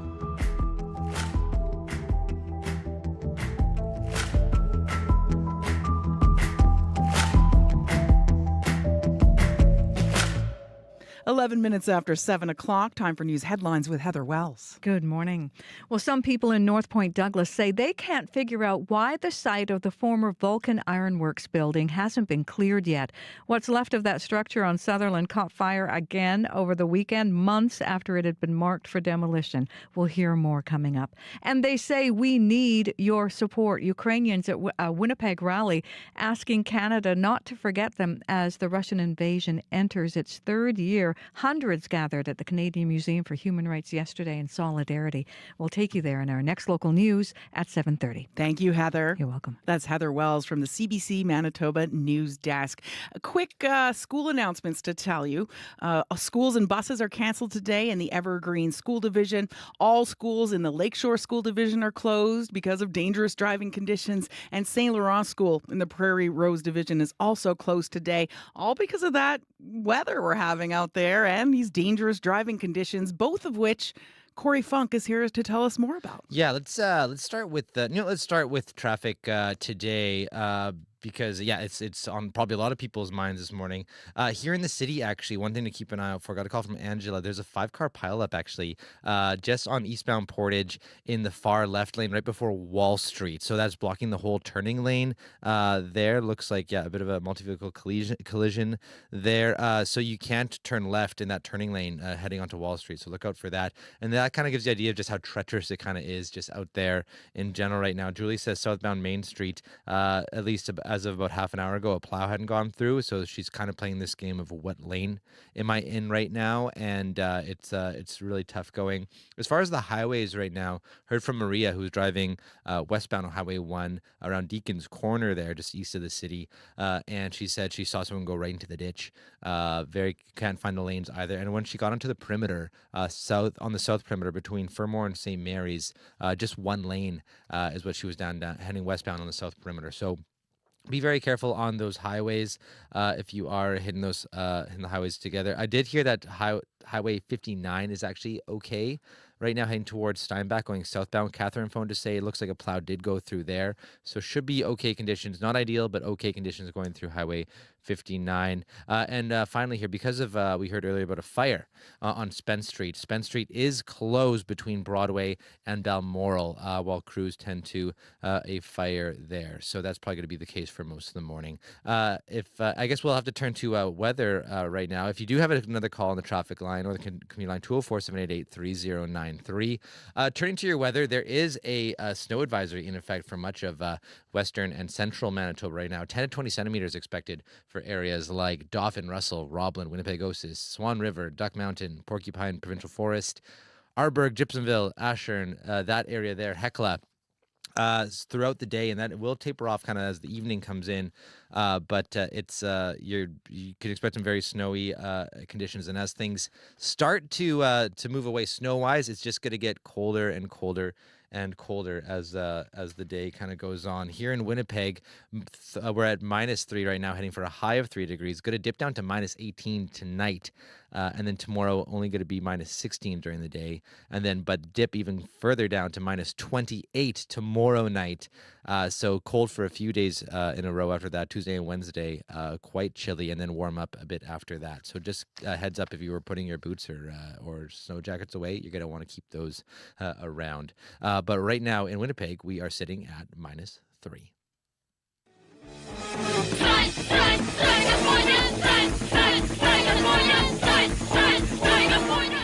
That's the song Punk Prayer by the exiled Russian feminist rock group Pussy Riot.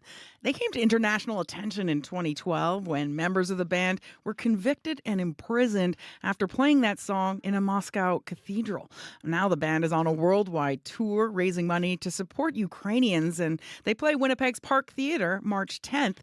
CBC's Jim Agapito spoke to band members Maria Masha Alokina, Olga Borisova, and Diana Burkot over Zoom. And they talked about being in exile and Tucker Carlson's recent interview with Vladimir Putin. But they began with Masha's reaction to the death of Russian opposition leader Alexei Navalny. I think Alexei Navalny was not just a friend. And sometimes you can feel it only after the loss. He was one of the first people who went to support us back in 2012. He was protesting in the front of the prison where we've been with Nadia. He was not just a super bright politician who has this amazing gift to speak with completely different people and be heard, but also a person who cared on just problems of completely different also people. And he helped so many activists. I think one of the really important stuff that's actually Alexei Navalny was those persons who inspire more young generation to be more political, like really be in it, try to do something, go to vote, go to the street, use all the tools to be against the Putin's regimes. Because he was so inspired and he can find the language to speak. Like there's a lot of different community. I would like to add that he really believed that our country have a different future and we can be different country.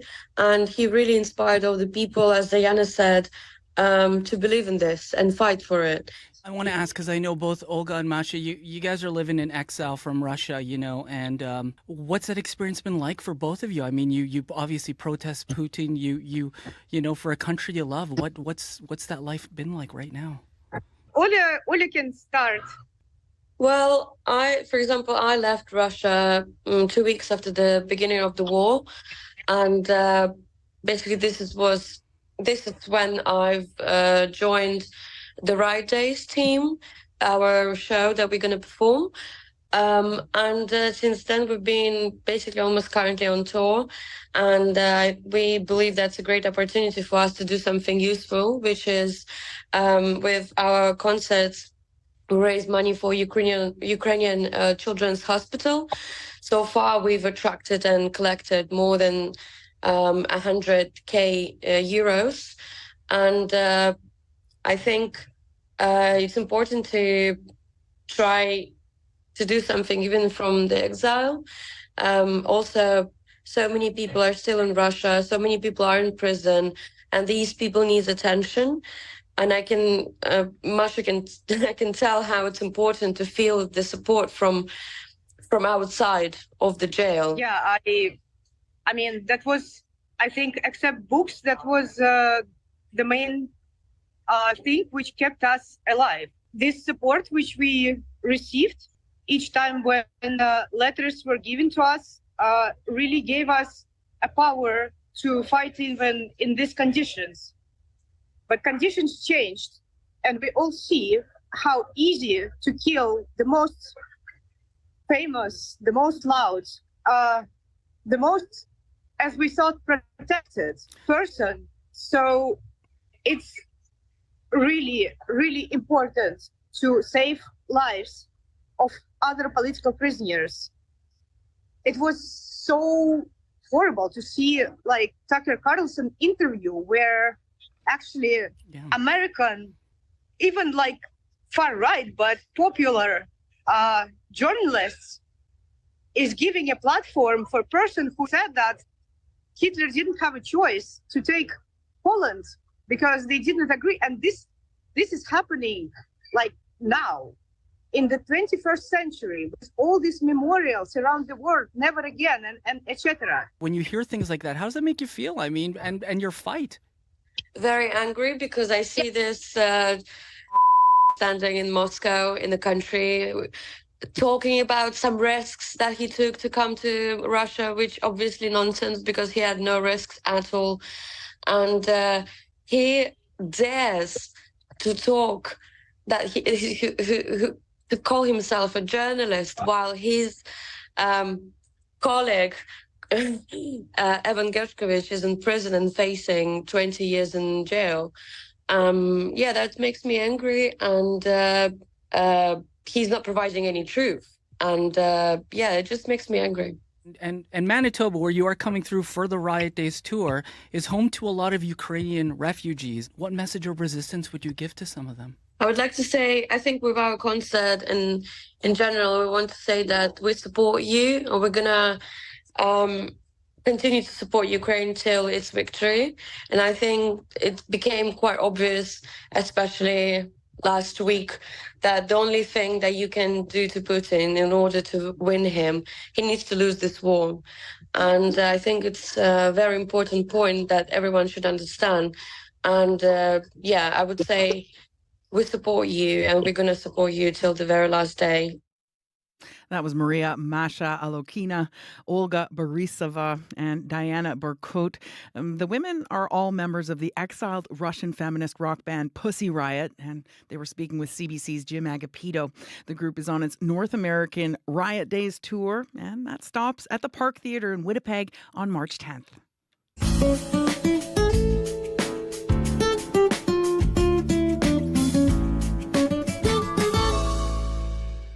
Well, still to come in this hour of the show, a rural Manitoba mom's foster teen acted out violently and was then placed in an emergency group home in Winnipeg.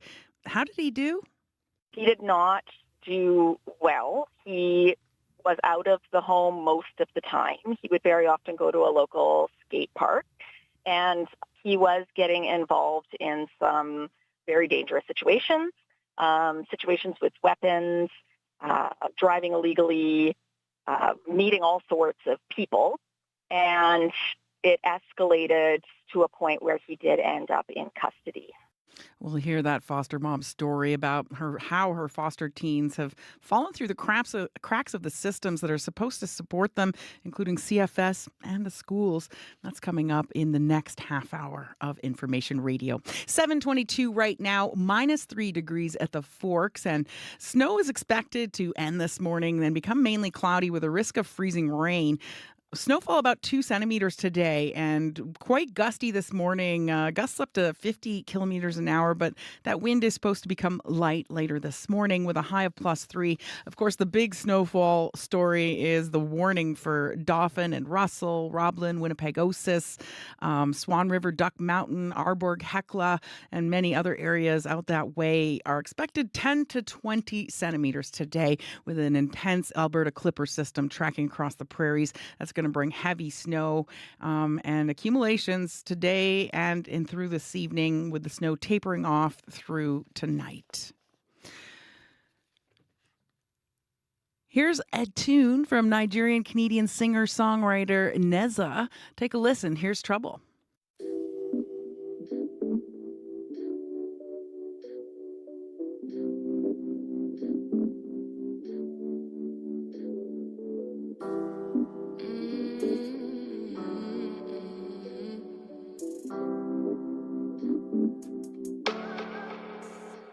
Take it back, say you don't care again. Twist my words and then you lie again. Searching hard, boy, you won't find peace. 'Cause the hole you dug is very deep.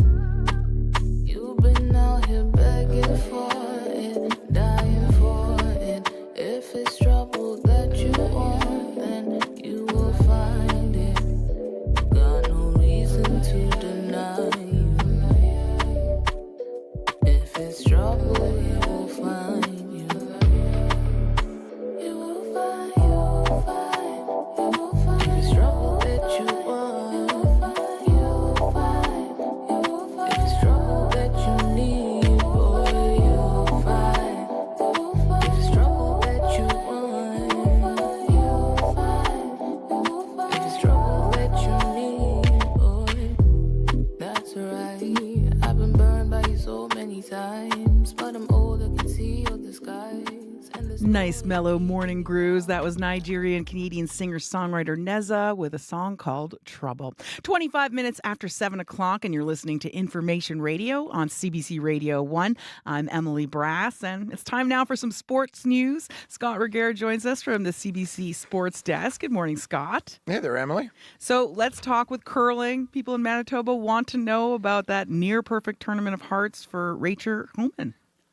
Yeah, the Ontario Skip went undefeated, Emily, including a 5-4 win in yesterday's final against Winnipeg's Jennifer Jones, against the top 8 teams in Canada, and so really 8 of the top rinks in the world, Emily. Homan didn't even allow her opponents a steal until she got as far as the playoffs.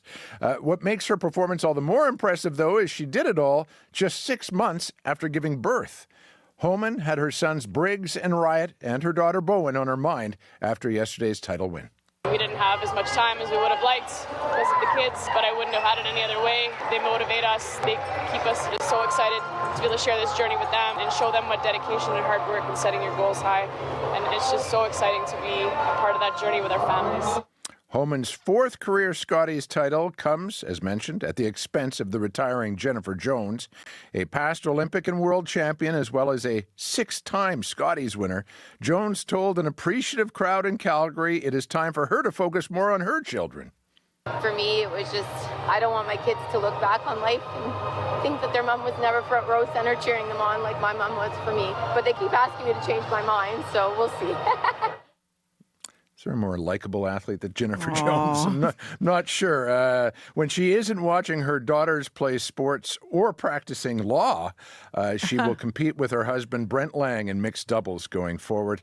Rachel Homan, meantime, she gets ready to rep Canada at next month's World Championships in Nova Scotia. Well, Jennifer Jones had a great career. She may not have won this one, but she's still going out on a high note. Yeah. So now to hockey, where the Jets were looking to extend their winning streak against Arizona. How did that go? Well, the streak survives, Emily, albeit barely. It took a game-saving save from Connor Hellebuck on one end before Kyle Connor, for the second game in a row, scored the OT winner. 4-3 was the final.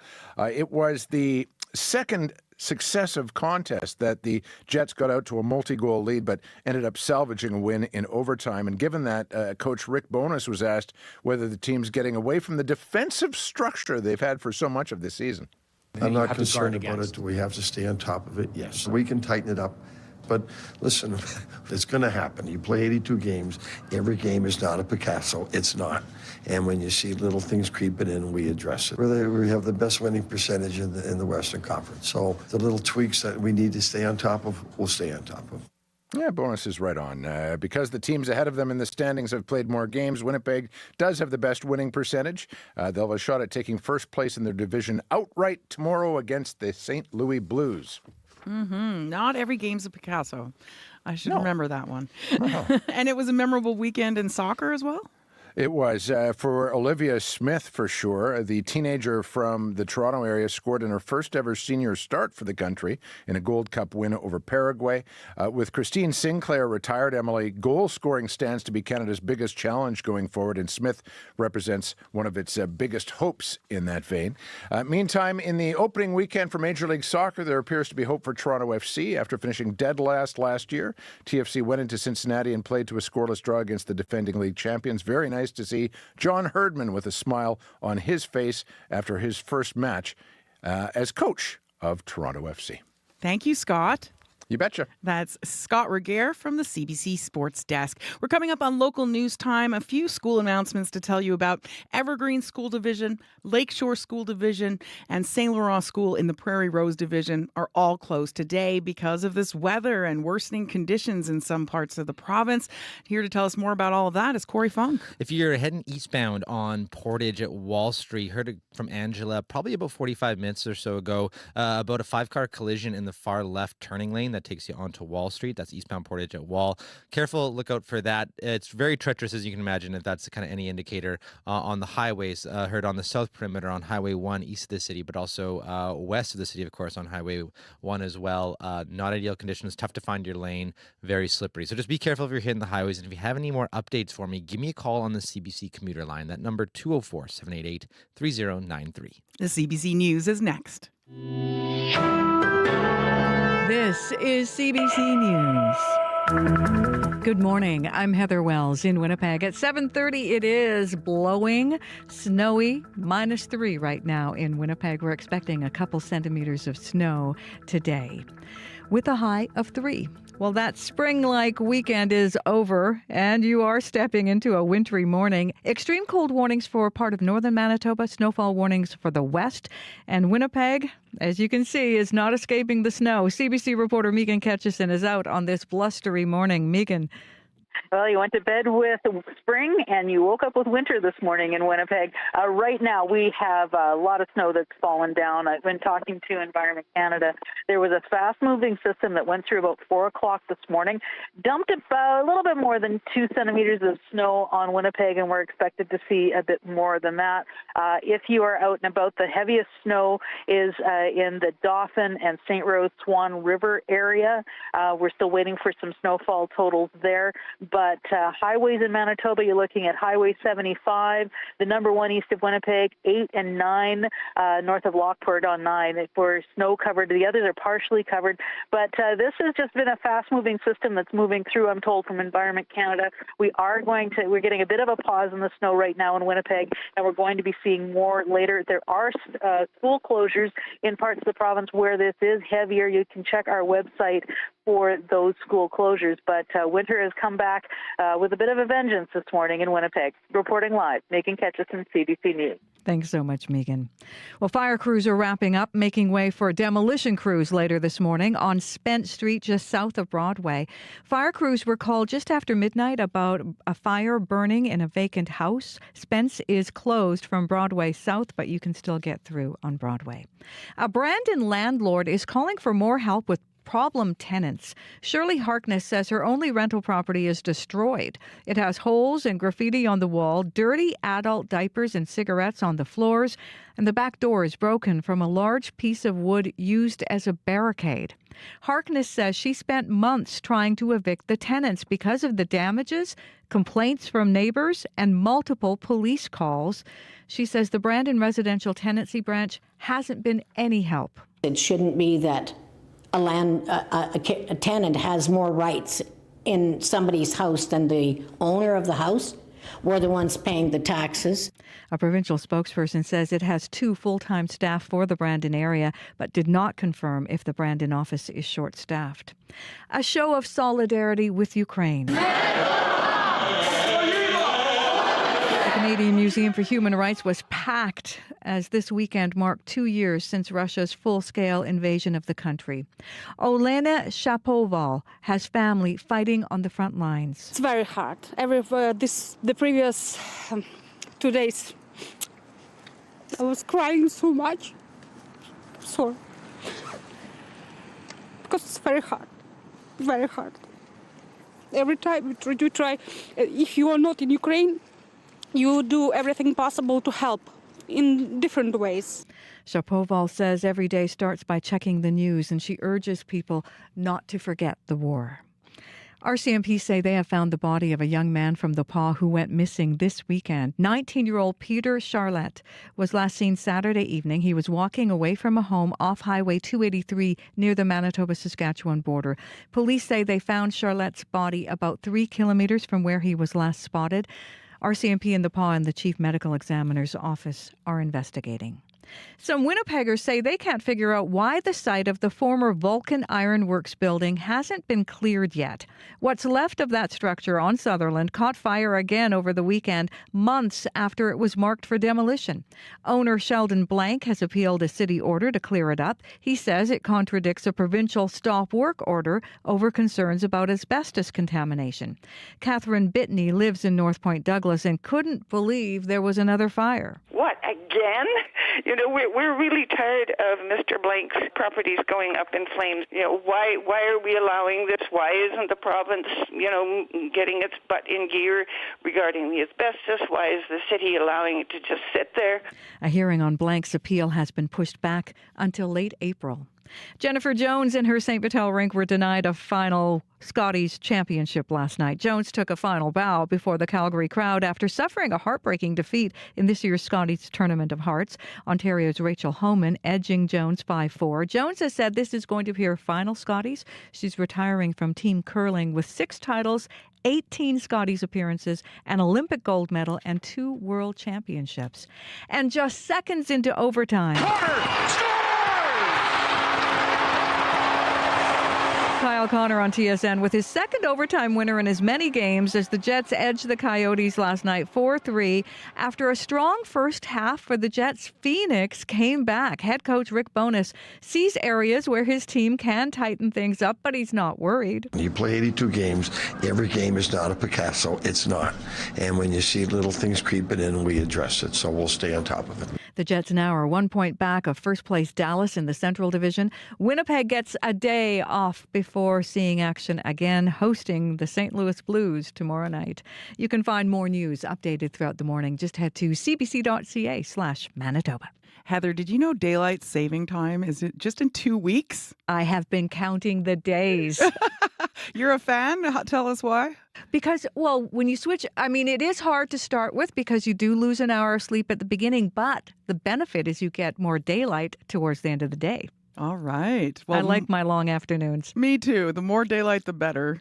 Thank Absolutely. you. Thank you so much, Heather. You're welcome. That's CBC's Heather Wells. And joining us now for a look at weather and traffic is Corey Funk. Right now in Winnipeg, we are sitting at -3, heading for a high of 3 degrees today. And snow. You look outside, it's been very snowy. We can expect 2 more centimeters of snow here. But elsewhere in the province, it's going to be snowier for a bit longer. Snowfall warnings in effect for much of western and central Manitoba this morning. You can expect 10 to 20 centimeters of snow by the end of the day in places like Dauphin, Russell, Roblin, Winnipeg-Osis, Swan River, Duck Mountain, Arborg, Hecla, Fisher River, Gypsumville, Ashern. A very, very snowy day from that Alberta Clipper that's kind of passing through the province this morning. And as the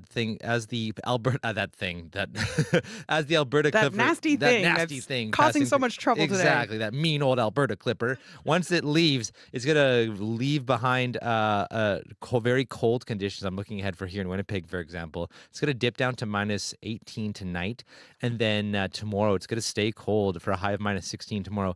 And then tomorrow night is when things get really, really cold. -28 is what it's going to dip down to overnight tomorrow. And it's also going to be cold on Wednesday as well throughout the day into Thursday when things start to warm up again. Looking around the province right now, we're keeping that snow advisory in mind. Also, there is also an extreme cold warning for Brochet and Dooley Lake. -45 right now in that region of the province. That's with wind chill values, -45 feels like. So bundle up if you're up north in that area.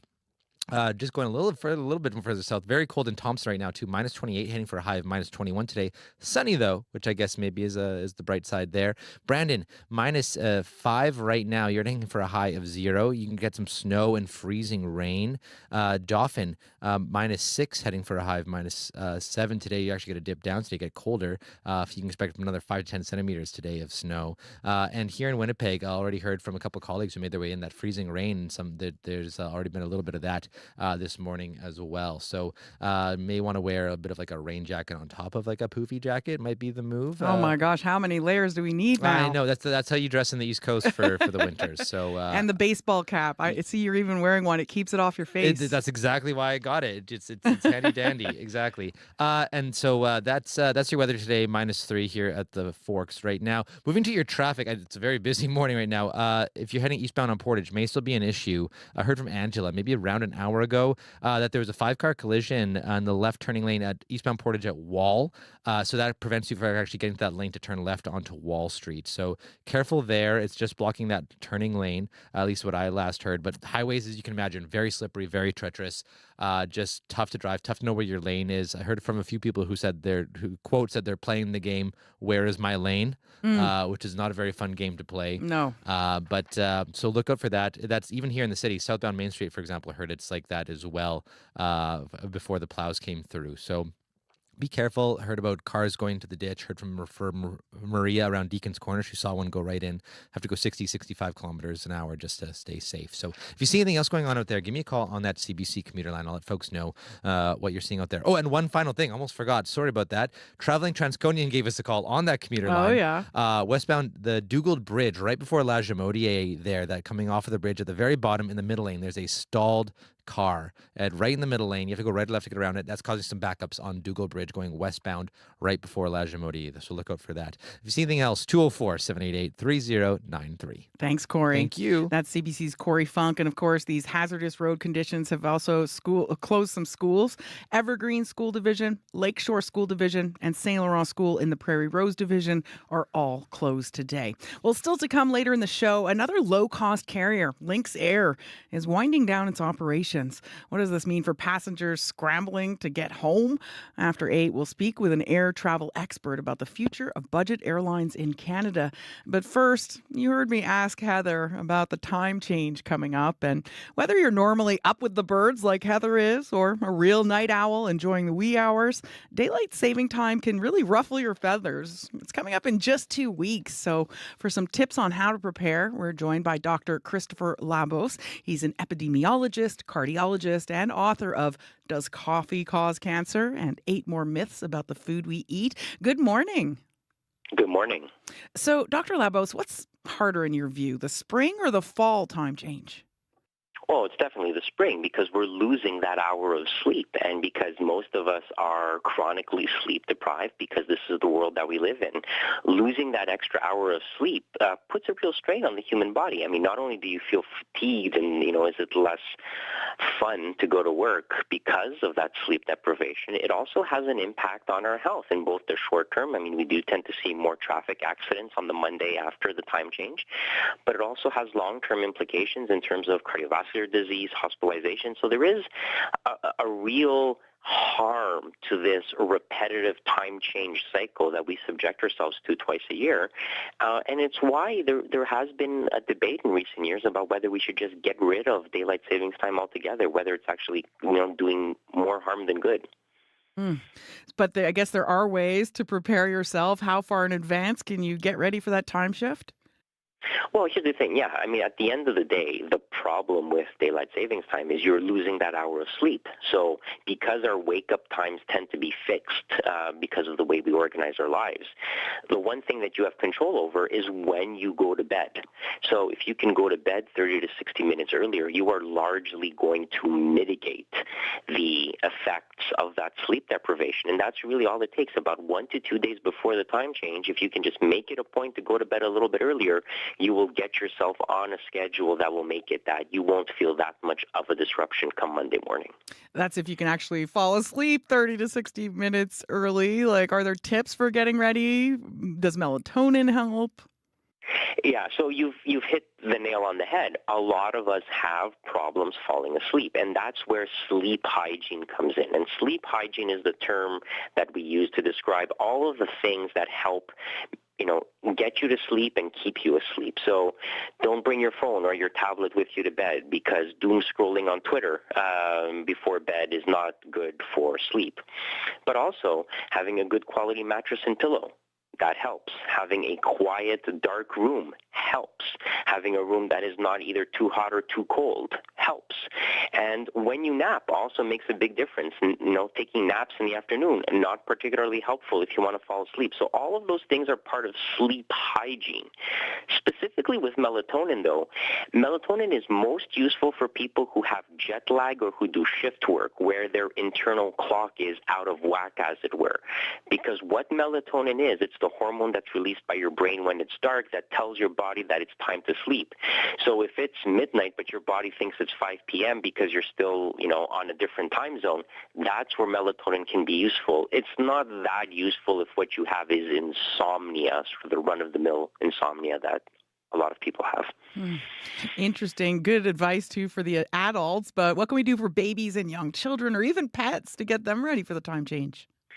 So assuming that you can't get rid of your children or your pets, because that would be illegal, they are largely going to follow your sleep pattern. So with kids too, it's really about making sure that they have a slightly earlier bedtime so that they're not sleep deprived. Now, if they're pre-school age children, then maybe it's less of an problem because they'll just sleep in on the next few days. Same with your pets. Your pets have nowhere to go. They can just sleep in the morning. It really becomes an issue with school-age children because school times are fixed, and that's the other sort of argument against this daylight savings time. It is very disruptive to children, especially given that schools have a fixed start time. So you really just have to get your kids to bed earlier if you can, and the biggest factor there is really when they nap. So if you can get them to nap, assuming your kids nap during the day, if you can get them to nap earlier in the day, they will want to fall asleep earlier in the day, because if they nap too late, they just won't be tired. And so, the other thing too is that taking them out for outdoor activities to quote unquote tire them out a bit is also going to help making sure that they're sleepy enough to go to bed at the appropriate time. That's always good advice. Get them tuckered out before bed. Yeah. So what about after the time change? Once the clocks do spring forward an hour, how long will it take to adjust in those days following?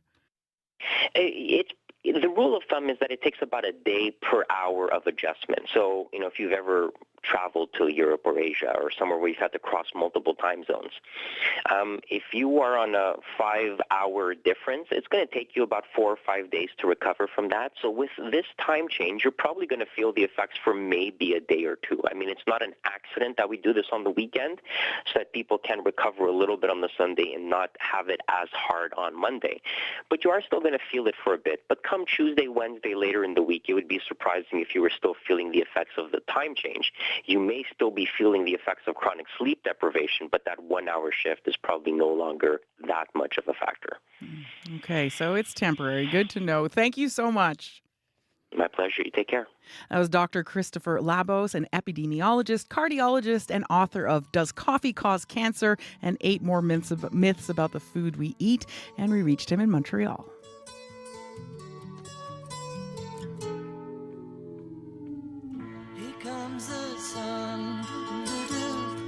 Here comes the sun, I say it's alright. Little darling, it's been a long, cold, lonely winter. Little darling, it feels like years since it's been here. Here comes the sun.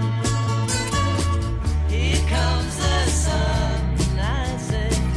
It's alright.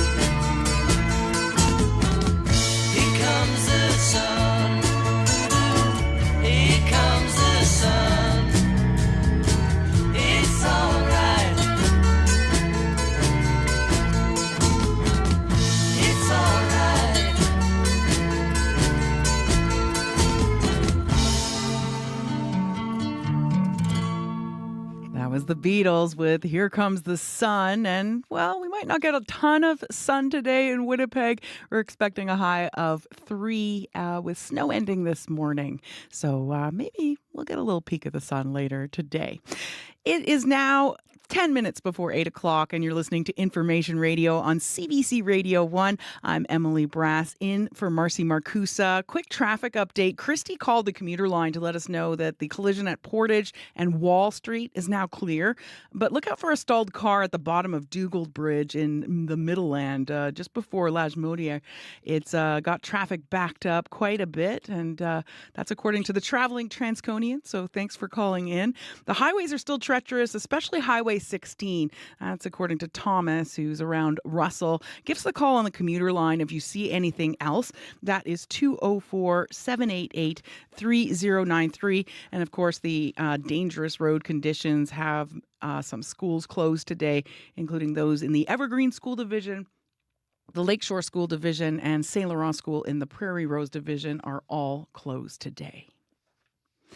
It is just about 9 minutes now before 8 o'clock, and our series on youth violence continues. Today we're talking about foster kids and teens and how foster care and violence sometimes intersect.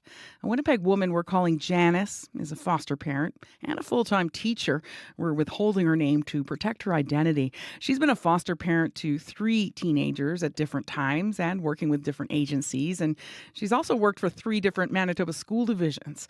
Janice says systems that are supposed to help foster kids thrive, like CFS or schools, are failing them over and over again. She told Information Radio host Marcy Marcusa about becoming guardian to her first foster youth, a 15-year-old, back in 2020.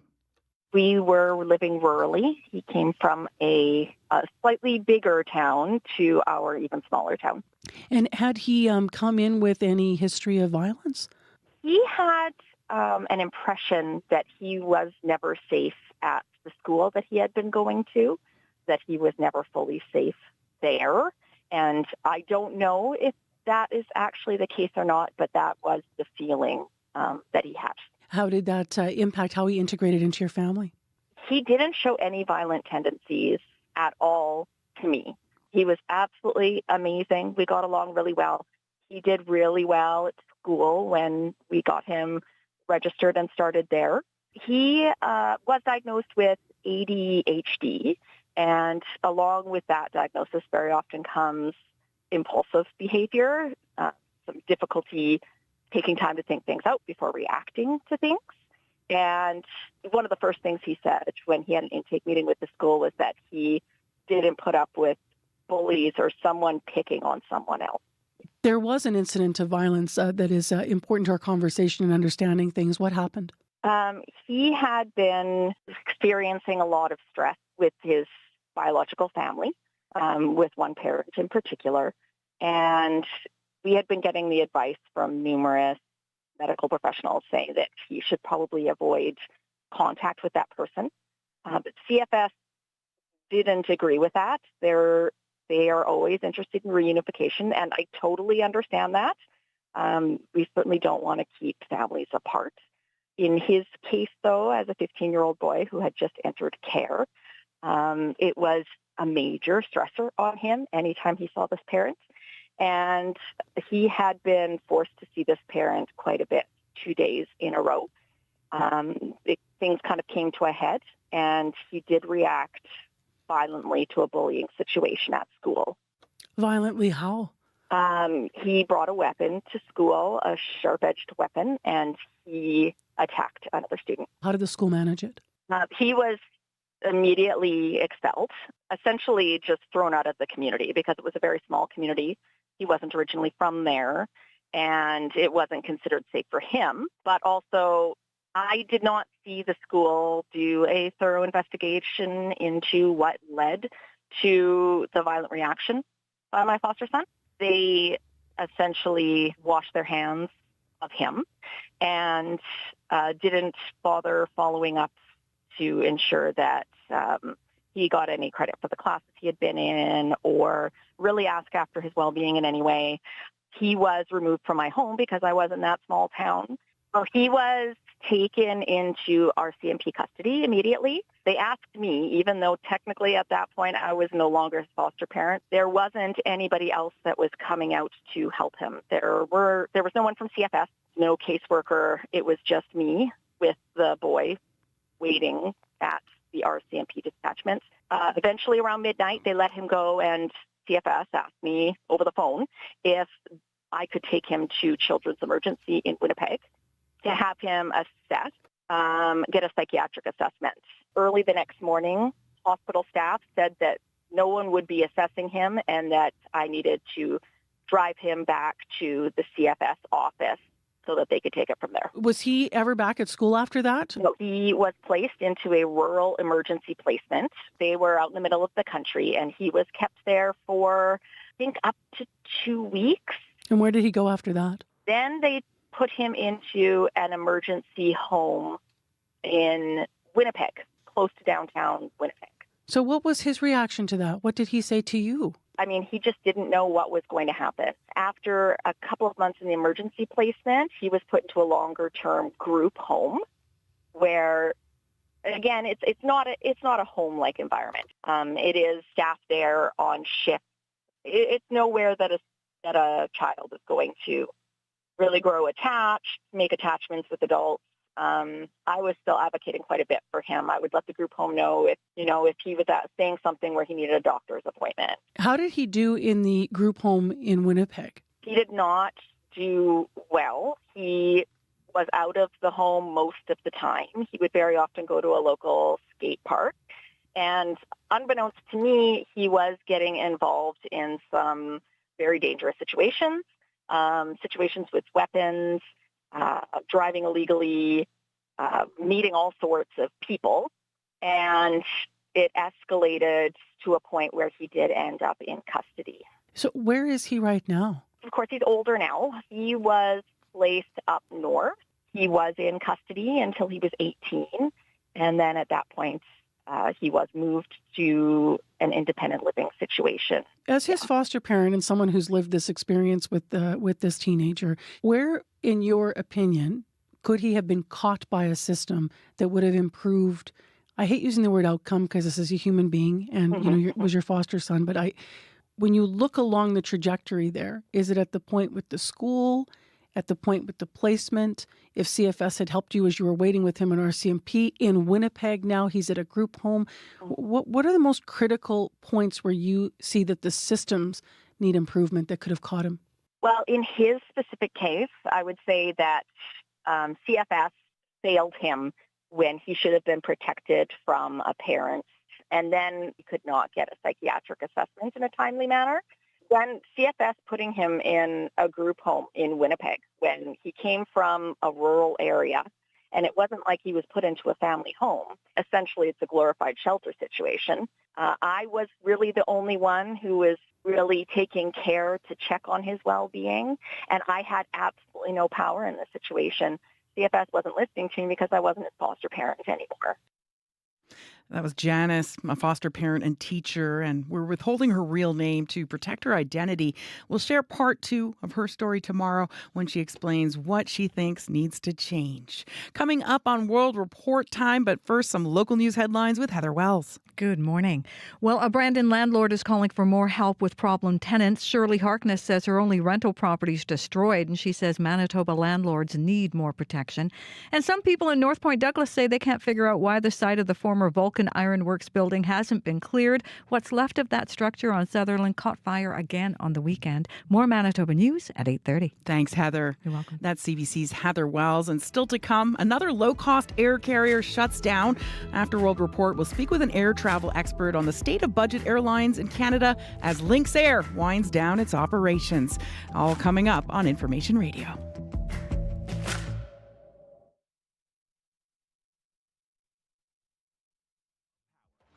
Have no fear. Pam Grier is here. Pam Grier is Hollywood's original female action hero, known for classic 70s films like Coffy and Foxy Brown. After playing a string of hip and powerful vigilantes, Pam will talk about overcoming racism and sexism to build a legendary career. That's coming up on Q, followed by Commotion with Elamine Abdel Mahmoud on CBC Radio 1, the CBC Listen app, and everywhere you get your podcasts.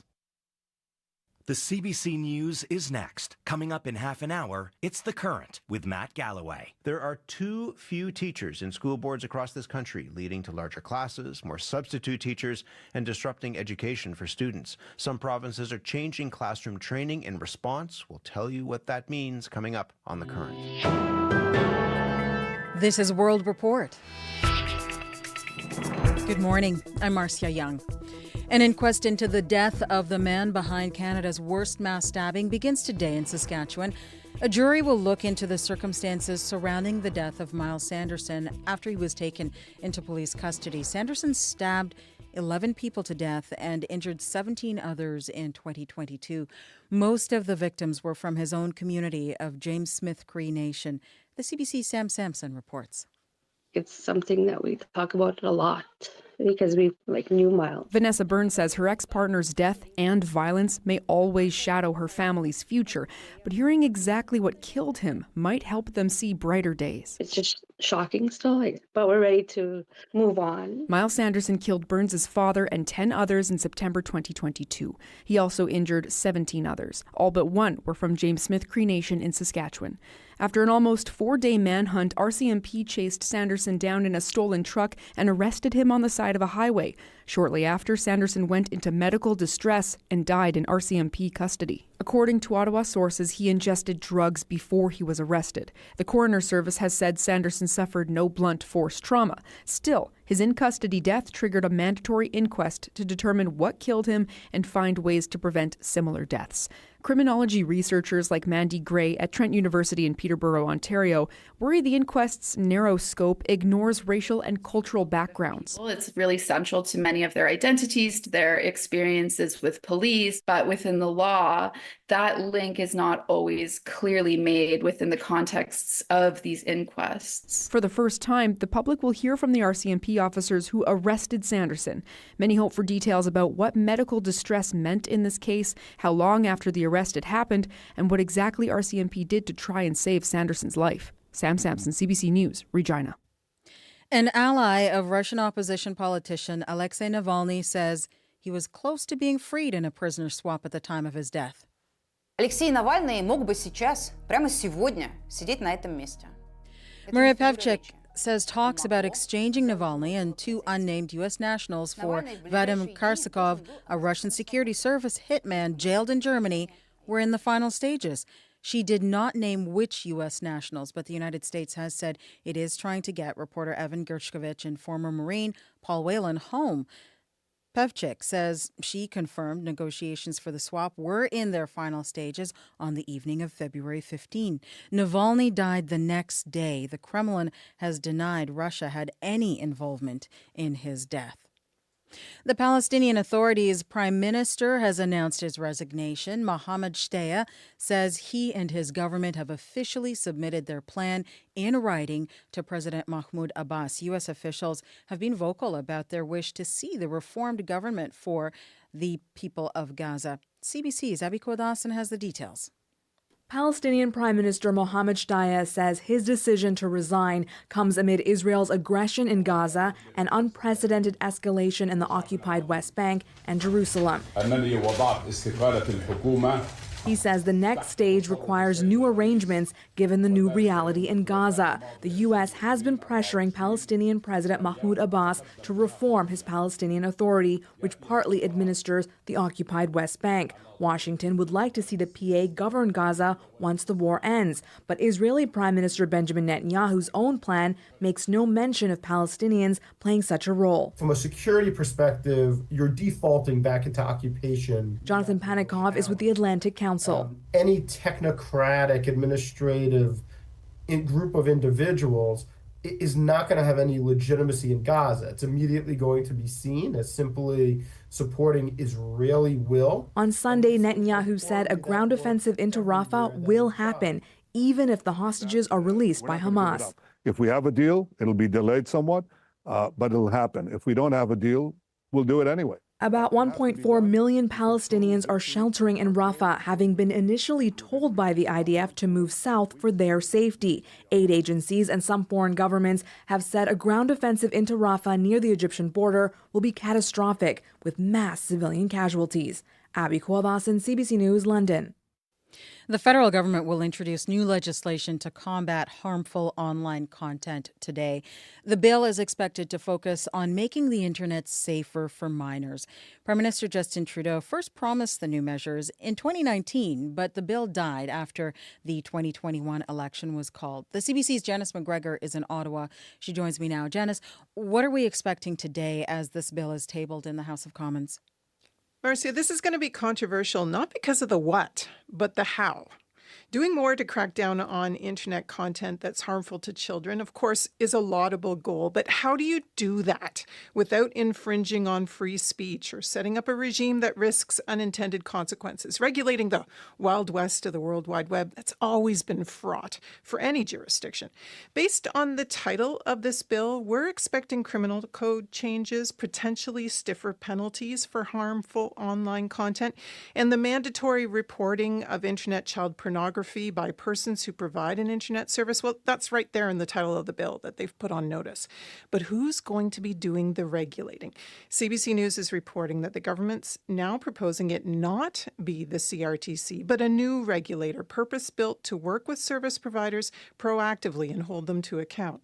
The Liberals' first attempt at online harms legislation in 2021 would have given service providers only 24 hours to take down harmful content once it was flagged. That was panned for going too far, amid fears that it would result in excessive censorship of controversial subject matter, even political meddling. The federal government consulted extensively before rewriting this bill. But even without seeing it, Conservative leader Pierre Poilievre said the official opposition couldn't support anything that limits free speech. This is not the only bill to be tabled this week after a brief break. What else can you tell us? Well, it's such a fractious and divided minority parliament right now. Hard to imagine sensitive legislation like this having any hope of passage if the Liberals can't find like-minded allies. And so, last Friday's revelation by NDP leader Jagmeet Singh that his party has reached a deal with the Liberals on pharmacare, setting up a bill that we're now expected to be tabled later this week, that maintains exactly the kind of pragmatic legislative cooperation the Trudeau government might need if the going gets rough on this second crack at an online harms bill. All right. Thank you, Janice. You're welcome. The CBC's Janice McGregor in Ottawa.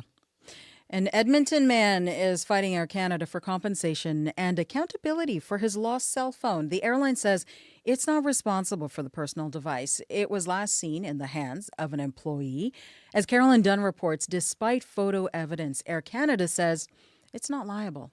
We didn't hear it vibrate or ring around me. Olu Awase recalls the moment he knew he dropped his phone near the departure gate at Pearson Airport in Toronto.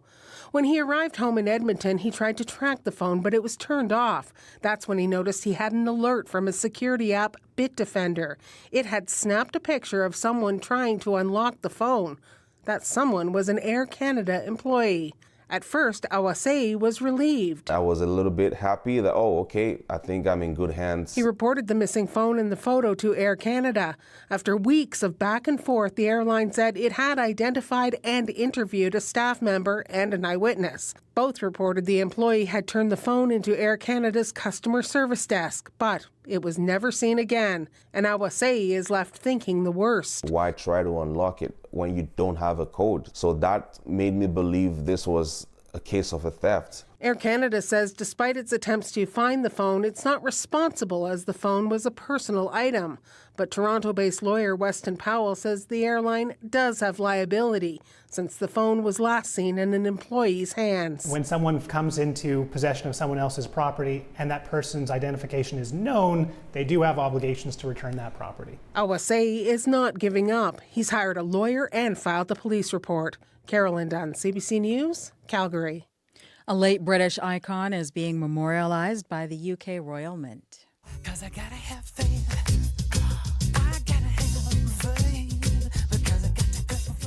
George Michael is being honored with a new collectible coin. It shows the singer-songwriter wearing his trademark sunglasses. It is a tribute to this 1987 solo hit, Faith.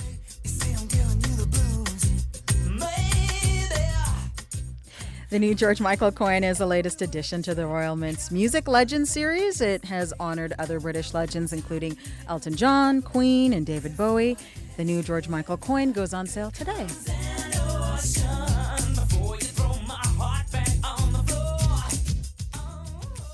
That is the latest national and international news from World Report.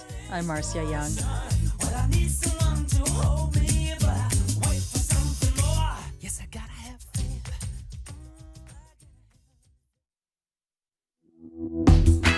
'Good morning, Manitoba. You're listening to Information Radio on CBC Radio 1, 89.3 FM in Winnipeg, worldwide on the CBC Manitoba YouTube channel and the CBC Listen app. I'm Emily Brass, filling in today for Marcy Marcusa. Here's what's still to come on the show. Another low-cost carrier, Lynx Air, is winding down its operations. What does this mean for passengers scrambling to get home? We'll speak with an air travel expert about the future of budget airlines in Canada and what people need to remember when they're booking with a low-cost carrier. It's a snowy day across much of southern Manitoba, and dangerous road conditions mean schools in Evergreen School Division and Lakeshore School Division are closed, as well as St. Laurent School in the Prairie Rose Division. We'll have more on the weather and how it's affecting the roads coming up on Information Radio.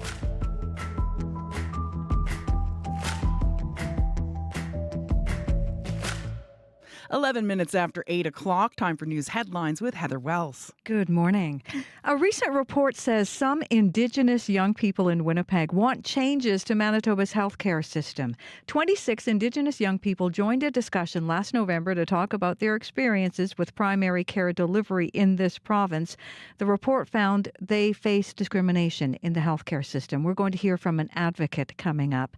And they say we need your support. Ukrainians at a Winnipeg rally that packed the Canadian Museum for Human Rights yesterday asked Canada not to forget them as the Russian invasion enters its third year. Our next local news coming up at 8:30. Thank you, Heather. You're welcome. That's Heather Wells from the CBC Manitoba News Desk. And joining us now in studio is Corey Funk with a look at the weather and traffic. Yes, very, very snowy, and that's impacting both, weather and traffic. Yes, this morning. Don't need it's to kind of a package deal today. Package deal this morning. I'll start with some weather here in Winnipeg. -2 right now, heading for a high of 3 with some snow. We can expect about 2 more centimeters of snow this morning. And then that's going to lighten up, be kind of cloudy throughout the day. Wind is 40 gusting to 60. Should be coming lighter later this the morning. Wind more like 30 kilometers an hour by the afternoon. But enjoy this warmer weather here in Winnipeg while it lasts. It's going to dip down to -18 overnight. And then by tomorrow, it's going to stick around -16 as our high, but then really drop overnight on Tuesday to -28. It's going to get very, very cold. And then it's going to stay cold for a couple days. Wednesday, also high of -18 and then -25 overnight. And then warm up kind of as the week goes on again. But a couple days ahead of us of very, very cold weather starting into tonight. So prepare accordingly. There is a snow warning in effect for much of western and kind of central Manitoba right now. About 10 to 20 centimeters of snow for areas like Dauphin, Russell, Roblin, Winnipegosis, McCreary, Swan River, Arborg, Hecla, Gibsonville, Ashern, that area there. By the end of the day, you'll probably get about 10 to 20 centimeters of snow as that Alberta Clipper kind of makes its way through the province. And then up into Dooley Lake, also you have a cold warning in effect right now, wind chills of -45. So bundle up if you are heading out. Looking to your traffic right now, got a few calls. As you can imagine, it's been pretty treacherous out on the highways this morning. Hear about people seeing cars going to the ditch, particularly Highway number 1, just east of the city around Deacon's Corner. That was earlier today. A few things in the city as well to keep an eye out for, particularly on westbound Dugald, right before Lajimodi, the bottom of the bridge there. Heard from both from Megan and from traveling Transconian. There's a truck stalled in the very middle lane, and that's caused big backups on the bridge there, heading westbound into the city because of that truck. 25 minutes it took Megan just to kind of get it through that area. So just be very aware. It might be very slow going through there. Eastbound Portage at Fort Heard from Kirsty that in the curb lane, there are emergency vehicles blocking that curb lane, so keep left to get around that. And finally, Phil, northbound Pembina at Stafford in the median lane. Also, there appears to be a stalled car or collision there. So just look out for that. Keep right to get around that. If you see anything else going on out there, long short of it is just be careful out there if you're on the highways. It's very, very slippery and just poor conditions. 204-788-3093 is the number to call.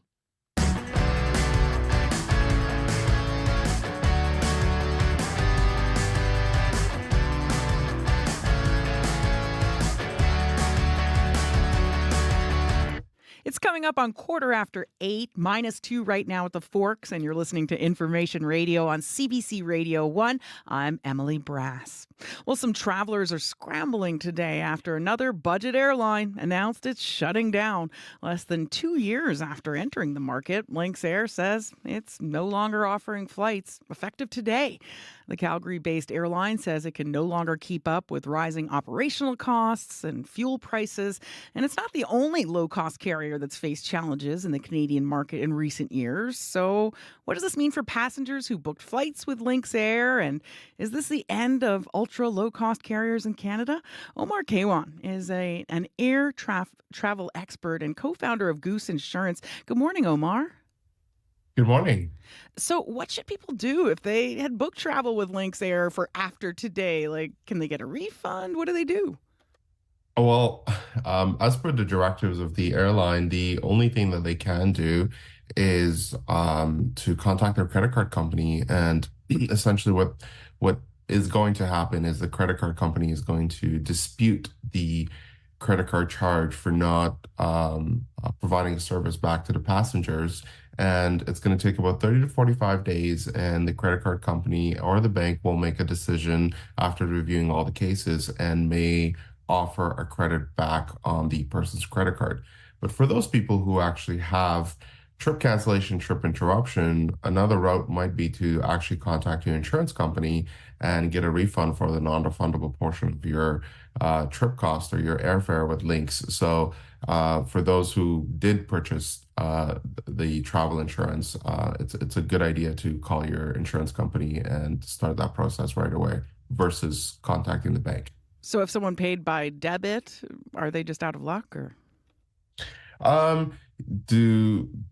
Most likely, but I don't know if Lynx actually took debit cards or debit card charge cards. There are not many of them that are actually being widely used, but there might be some people that have been impacted.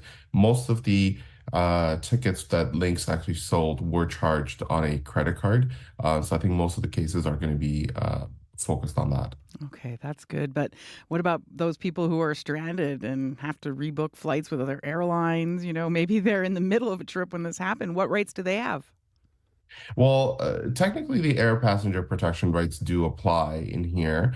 It is a Canadian airline, but unfortunately, because they have ceased complete operations and filed for bankruptcy, I'm not sure how much further this can go from a passenger rights perspective. But for people who are mid-journey, they're asking people to actually do the credit card sort of refund as well and book themselves and with another airline, obviously, to get home. And this is a really unfortunate situation because what we're also seeing is that airfare costs, at least for the next 2 weeks, immediately have gone up significantly with the other two major airlines. We're talking about double, triple the sort of airfare that we've seen previously. So it has been a little bit chaotic, and consumers are really impacted on this for sure. Oh my goodness. Yeah, what a headache for those travelers. And of course, we know this isn't the first discount airline to shutter or have financial challenges. Swoop faced a similar fate. What was your reaction when you heard about Lynx Air shutting down? I'm actually, to be honest with you, I'm not quite surprised. Unfortunately, for various reasons, we just haven't been able to kind of get this whole low-cost carrier business model quite right in Canada. And, of course, cost of operations is the biggest factor. And, until we start using regional airports at full capacity, we're going to have a hard time with this low-cost carrier model because it costs a lot of money for these airlines to be operating out of major international airports across the country. So the only way for them to actually make sense is to start actually using some of the regional hubs. So regional airports, pardon me. So one of the things that worked for Swoop, for example, was that WestJet was operating out of the major airports and Swoop was operating out of the regional, smaller airports. And that kind of worked. And because it was using the leverage and leveraging WestJet's network, it also supported.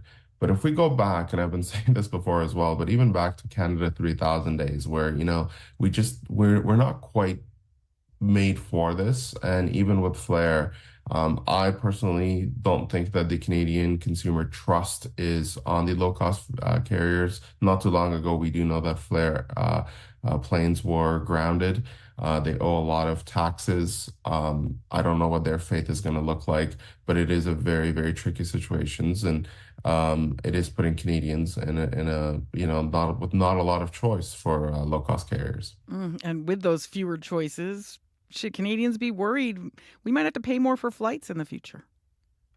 I unfortunately at this point, I think so, especially for people who are booking flights. I mean, it's really at tough economic times like this. I mean, losing money for a vacation that you've worked so hard for, and and for airfare that you've paid is really unfair to the Canadian passengers. So if I was in their shoes, or I wouldn't consider purchasing any kind of airfare in the foreseeable future with low-cost carrier, just because of the uncertainty we all face. You touched on, needing to use the regional airports a little more. What else needs to change in this market to help budget airlines stay in business? I think it's really two things. It's getting volume, so people actually getting passengers and these flights to be operating at full capacity, and the use of smaller airports. When we do look at, this business model in Europe, for example, which has a very, very successful sort of low-cost carrier business model, and it's thriving in so many ways. There are three factors, sorry. One, geographic proximity of the countries. They're very close. We are the second largest country in the world from a geographic land perspective. So it's hard because these are long haul flights, 5-6 hours to go across the country. Two, there are use of regional airports in Europe, which unfortunately we don't have.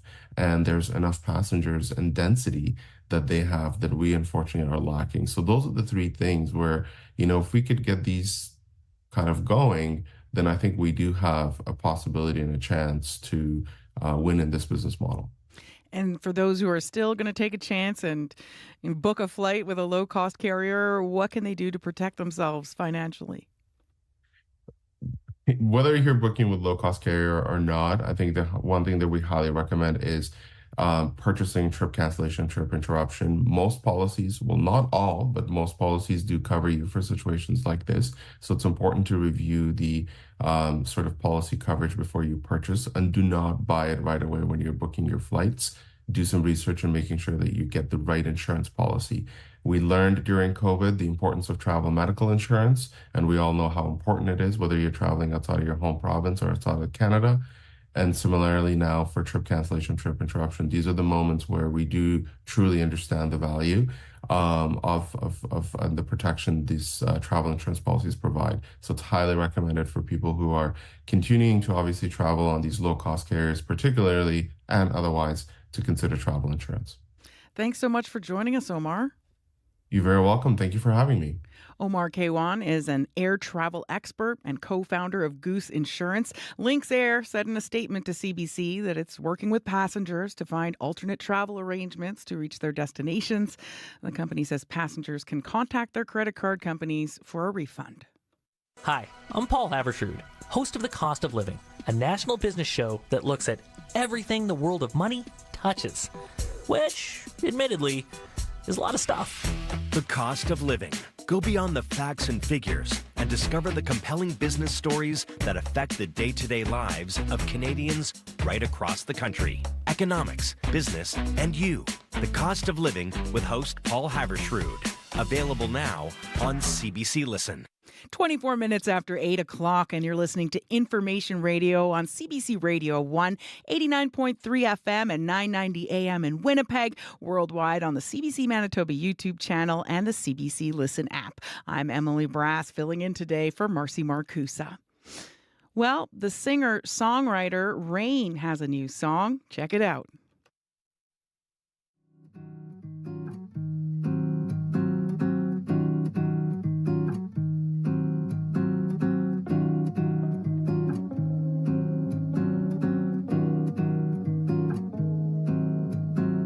Turn down the light, turn down the music, take me into your arms tonight. Candlelight dinner, one glass of wine, flavored lips whispering at you.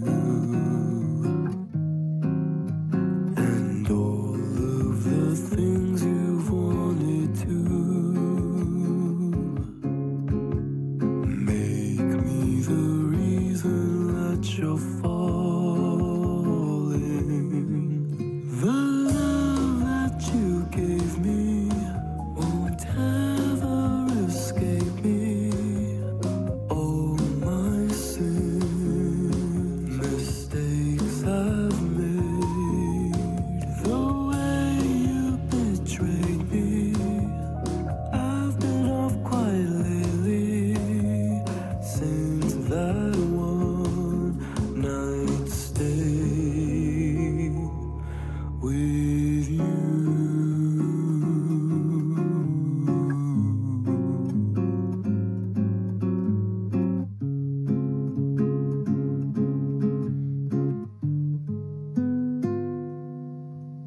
Sleeping alone, call me on your phone.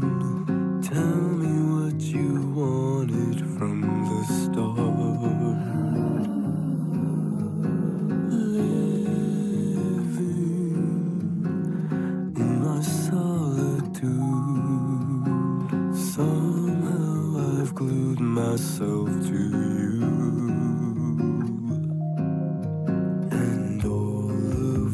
Things you've wanted to make me the reason that you're falling. The love that you gave me won't ever escape me. Oh, my sin, mistakes I've made.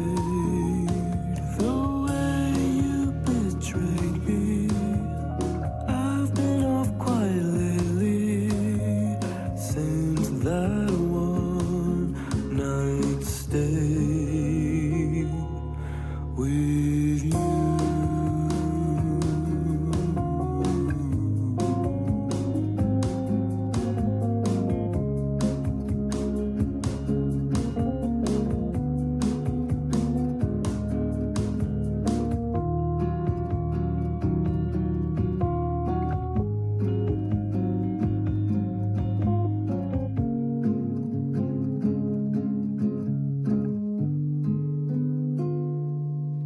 Nice bossa nova vibes there. From Winnipeg, that was singer-songwriter Rain with One Night Stay.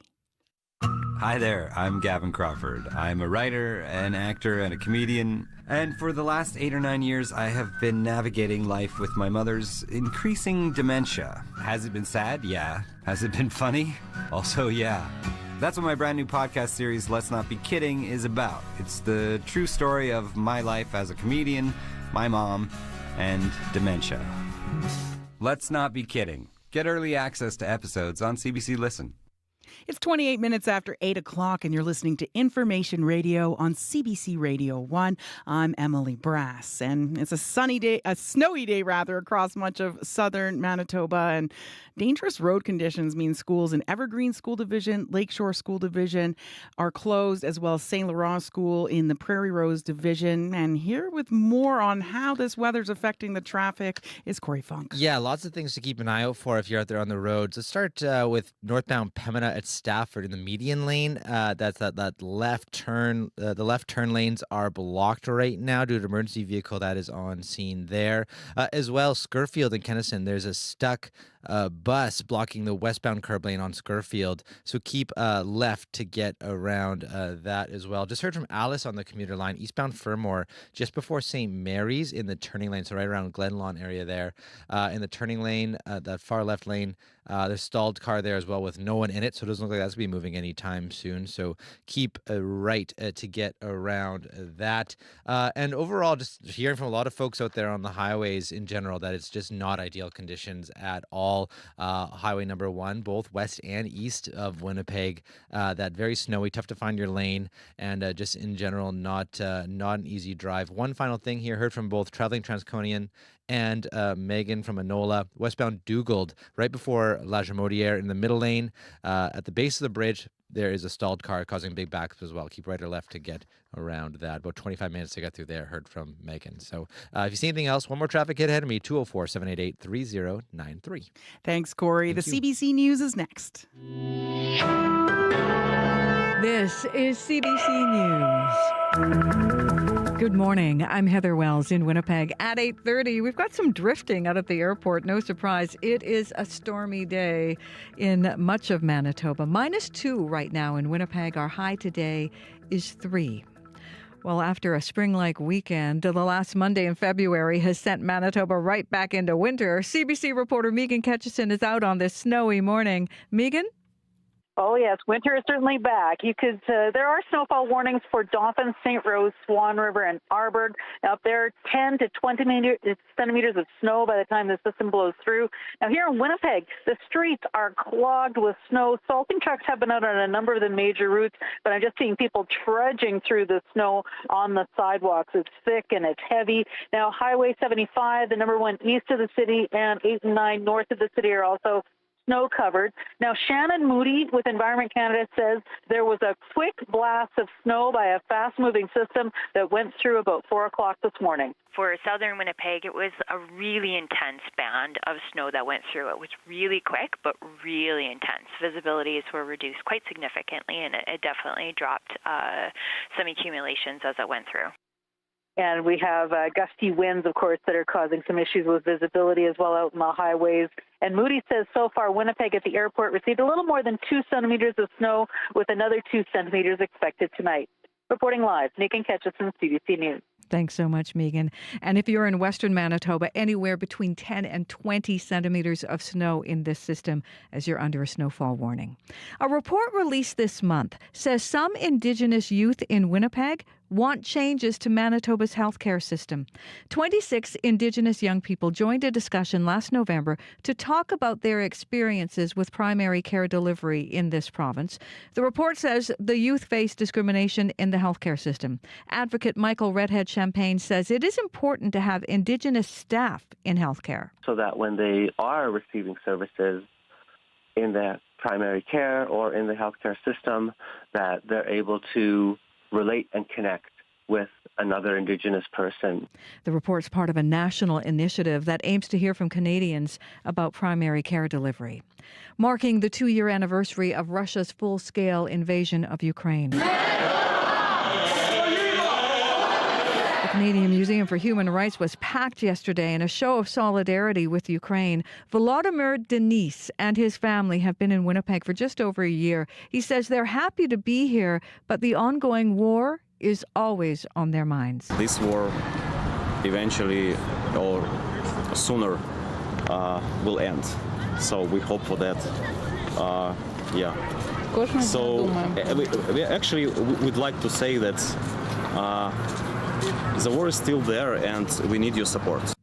Manitoba has welcomed thousands of Ukrainians since the war began. Many more are expected ahead of the expiration of Canada's emergency visa program. Fire crews are wrapping up, making way for demolition crews later this morning on Spence Street, just south of Broadway. Fire crews were called just after midnight about a burning vacant house. Spence is closed from Broadway South, but you can still get through on Broadway. A landlord in Brandon is calling for more help with problem tenants. Shirley Harkness says her only rental property has been destroyed after trying to evict someone for 3 months. Harkness says there have been neighbor complaints, damages to the property, and many police calls before the tenant was finally evicted. And she says the residential tenancy branch was little help. It's the red tape and the laws. The laws need to be changed so that they're in favor of the landlords, not in favor of the tenant. Because if you get a bad tenant or a drug dealer, well, you might as well just walk away. Harkness says calls to the branch office were rerouted to Winnipeg, and she rarely got someone in person. A provincial spokesperson says 2 full-time staff are assigned to the Brandon area, but did not say if the Brandon office is short-staffed. Some Winnipeggers say they can't figure out why the site of the former Vulcan Ironworks building hasn't been cleared yet. What's left of that structure on Sutherland caught fire again over the weekend, months after it was marked for demolition. Owner Sheldon Blank has appealed a city order to clear it up. He says it contradicts a provincial stop work order over concerns about asbestos contamination. Catherine Bitney lives in North Point Douglas and could not believe there was another fire. What, again? You know, we're really tired of Mr. Blank's properties going up in flames. You know, why are we allowing this? Why isn't the province, getting its butt in gear regarding the asbestos? Why is the city allowing it to just sit there? A hearing on Blank's appeal has been pushed back until late April. You can find more news updated throughout your day. Just head to cbc.ca/Manitoba. Thanks, Heather. Have a good Monday. You too. Thank you. That was Heather Wells from the CBC Manitoba News Desk. And joining us now with one last look at weather and the traffic is Corey Funk. -2 right now in Winnipeg, heading for a high of 3 today. We've got 2 more centimeters of snow ahead of us here in the city. Snowfall warning effect for much of a western Manitoba, 10 to 20 centimeters by the time that's all done. Careful if you're in Brochet into Dooley Lake. You actually have a cold weather warning right now. -45 is as good to feel like up there with the wind chill. Looking at your traffic right now, if you're on westbound Dugald, right before La Jamodia, there's a stalled car in the middle lane causing pretty big backups. And as well, look out for a stuck bus on westbound Scurfield at Kenniston as well in that right curb lane there as well. So that's most of the issues out there, and have yourselves a lovely morning. We'll be back to do this all again, hopefully with less snow.